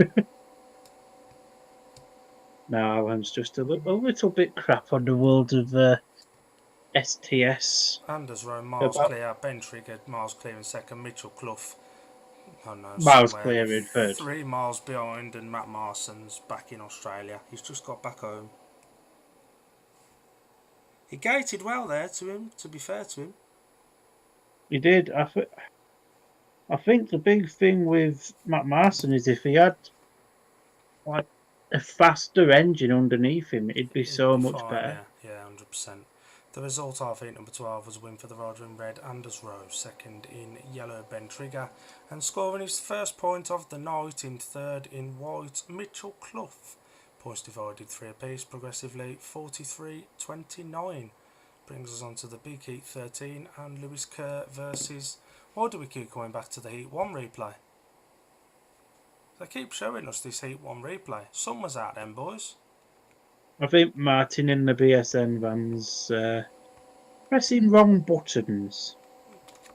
And obviously if you do want to watch this meeting back, it can be purchased on BSN, same as tomorrow's. Can be purchased for I think $12.99. $12.99 championship, $13.99 for premiership. So I'm sure it is. Tomorrow night's meeting, if you want to watch the action rather than us, $13.99. As we always say, we can't show the action because of copyright laws. If you want to listen to us talk about it and do commentary, then it's free. If you want to watch the racing, it's $13.99. But BSN do really good coverage. They do, to be fair. We should start a sponsor a stream scheme here as well, I think. That'd be fun. Yeah, we're good at promoting people. Andy Duckmore Drum Tuition's done one in the past. So, it's not a very big 8-13 because Poole are miles ahead in the score. Off gate 1 in white, Nikolai Clint. Gate 2, red, Richard Lawson. Gate 3, yellow, Ben Barker. Gate 4, on a warning, blue, Lewis Kerr. And the heat sponsor for BSN for this is Paul Sauna Club. I want to go there. You can do this, I'm off there. Right, wait till you see the sponsors of 8-14. Oh, crikey.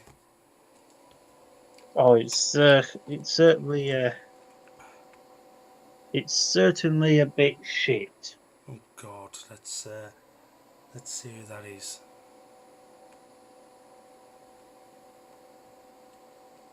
But we'll get 8-13 out of the way first.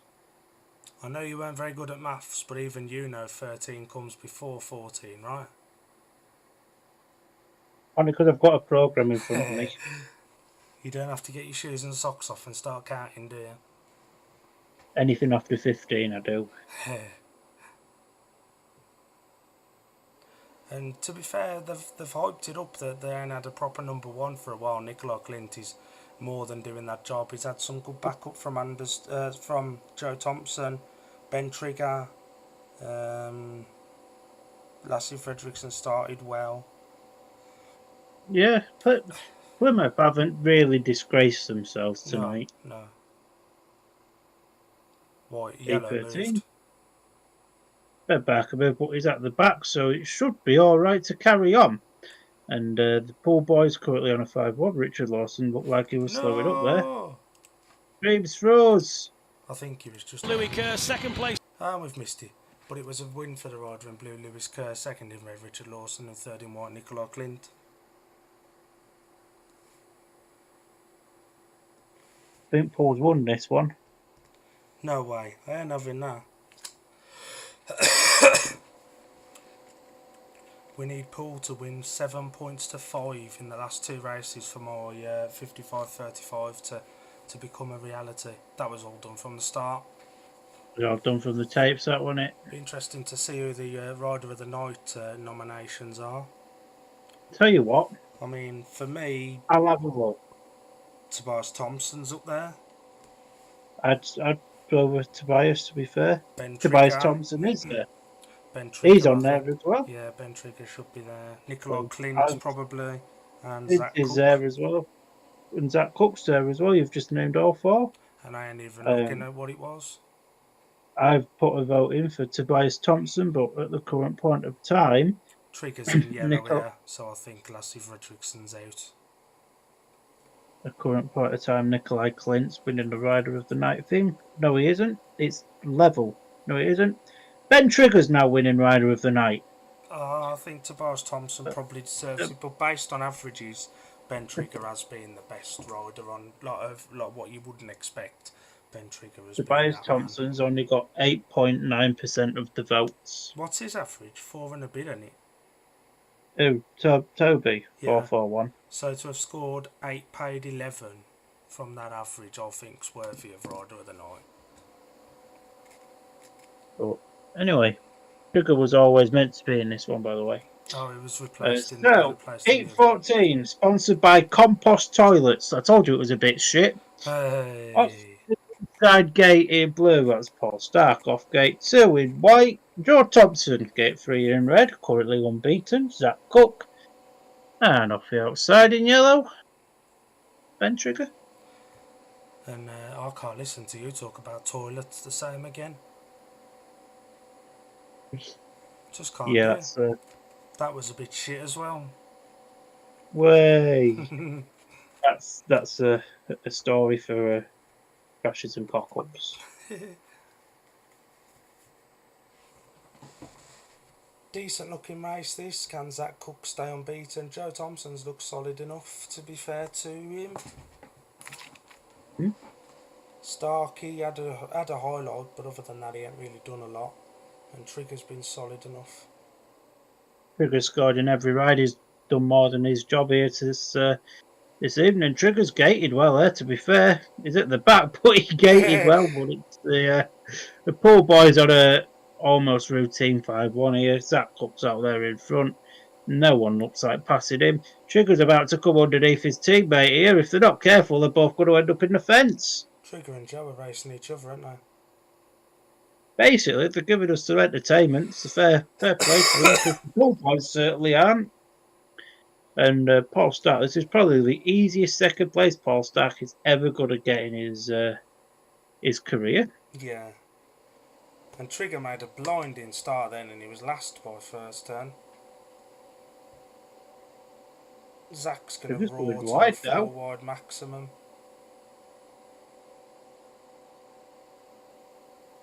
Joe's starting to close in on Stark, but I think it might be a lap too late. Yeah. Trigger, sod knows where he's going. He just wanted to pull his leg out, give the crowd a little bit more entertainment. That's the first 0 of the night for Ben Trigger. He's had a decent night, to be fair, as Ben. He's done well, yeah. Quite a lot of time for Ben Trigger. Shame his dad's a bit of a knob. And it's is he showing? Yeah, if obviously rumours are to be believed, Poole really missed a trick, didn't they? The result of E14 was a 100%. win for the rider in red, Zach Cook, second in blue, Paul Stark, and third in white, Joe Thompson. I need Plymouth to get a 4-2 in 15 to give me the score predicted. 5-1 to Poole, Good luck with that. 53-31. Winchester's scoreline's a little bit more realistic now.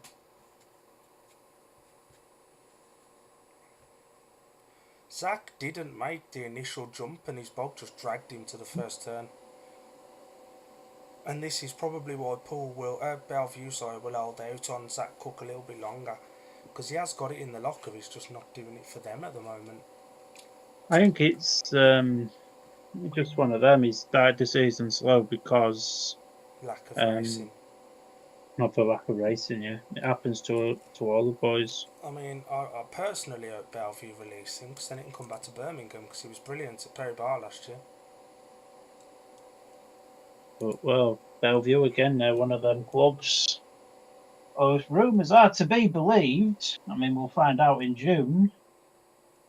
Oh, So Cairns, yeah. they may be having a changing rising star. I don't think Jack Mulford's doing too badly at the moment, if I'm honest. I don't think William Cairns should be pushed too hard too quickly. To go step up from National League to Championship's one thing, but to Premiership as well, that's a big jump in one go. I mean, he said, to be fair, he said on I think it was a British Speedway podcast at the end of last year. I'm sure he said he was ready for Premiership racing, never mind National League and Championship. I don't think he started this season as well as he'd have liked. He hasn't started this season as well as he did last season, that's for sure. He's being outshined by Cooper Russian at the minute, isn't he? And he looks very, very, very, He's very. so stylish. His style reminds me of Bartek. Where? Not quite. The proper Bartek. Oh. His style reminds me of Bartosz Marzlik. We've got a point. He's got a really nice style on the bike.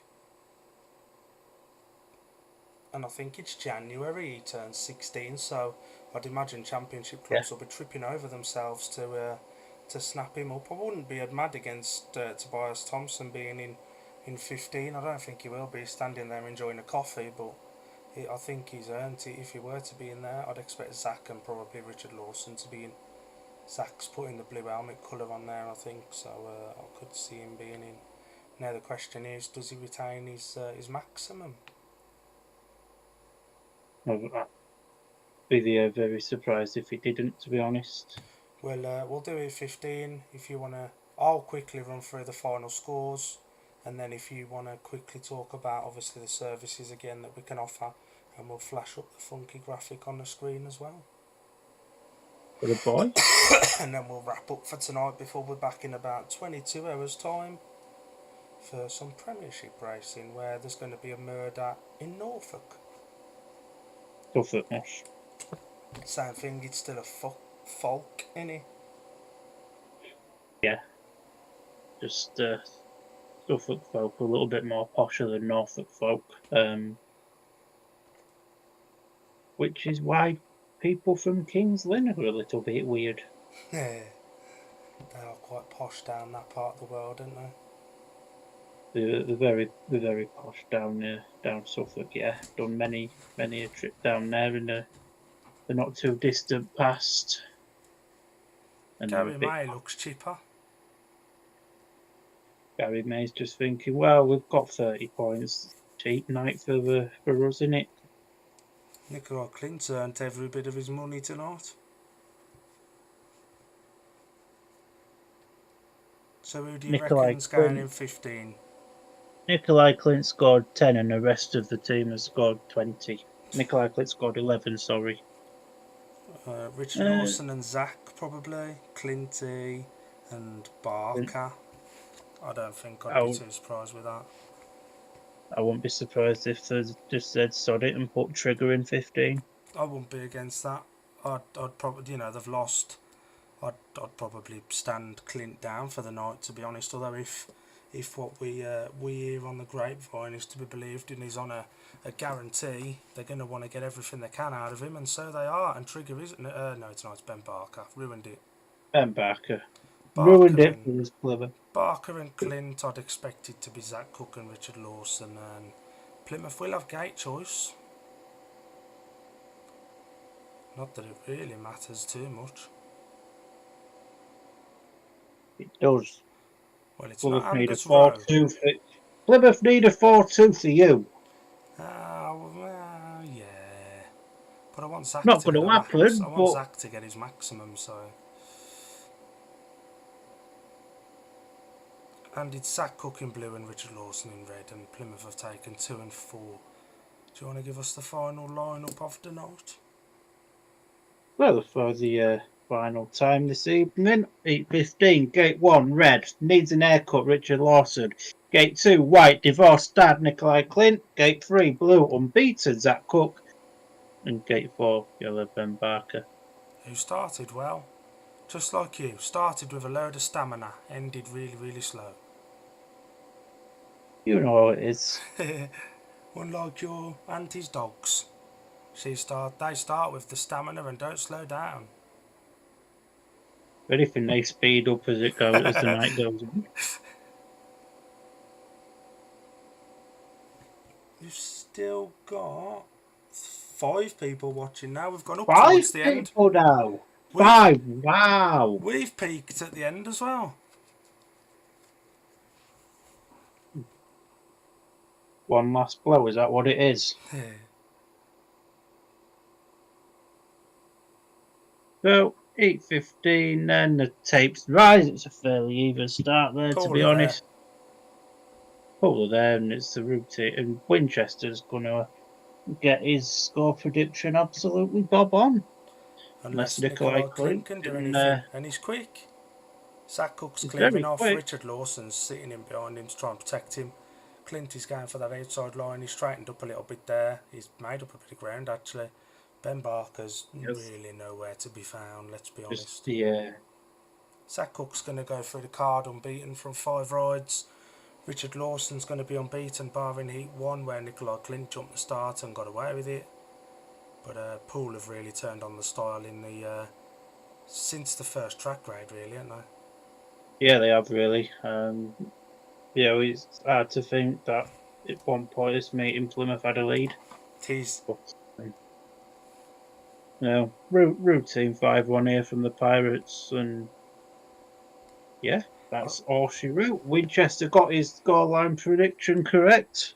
I don't understand why Ben Barker was in. Why did they not give it to the Ben that's not been an embarrassment on the night? He's not in the meeting much. Ben Triggers have been absolutely fantastic tonight, and just didn't get his opportunity. But he'd have probably come last, but it'd have been good experience for him to go out against Premiership riders. 100%. Nikolai Clint congratulating the Poole boys.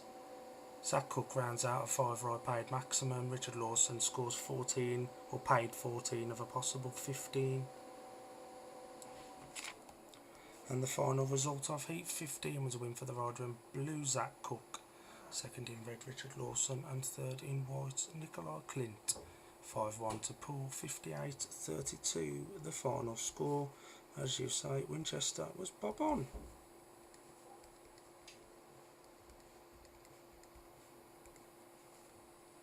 Yeah. I'm just going to add up these scores and then.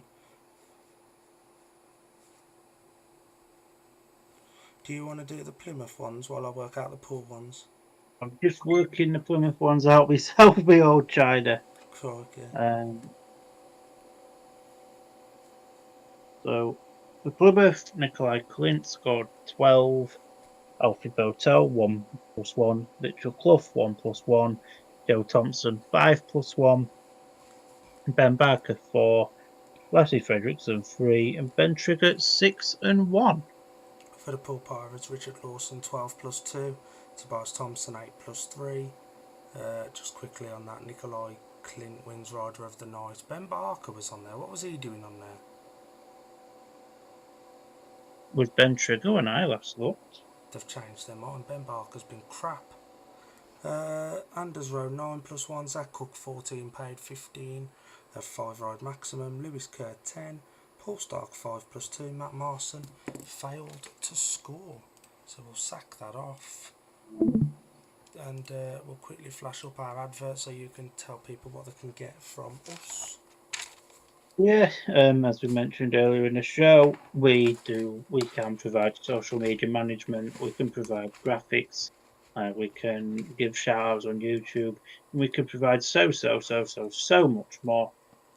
Basically, we just want a chance. So if you know of anybody that needs any social media work doing or any design work doing, on that graphic that you can see on the screen there, there's contact details of how to get in contact with us.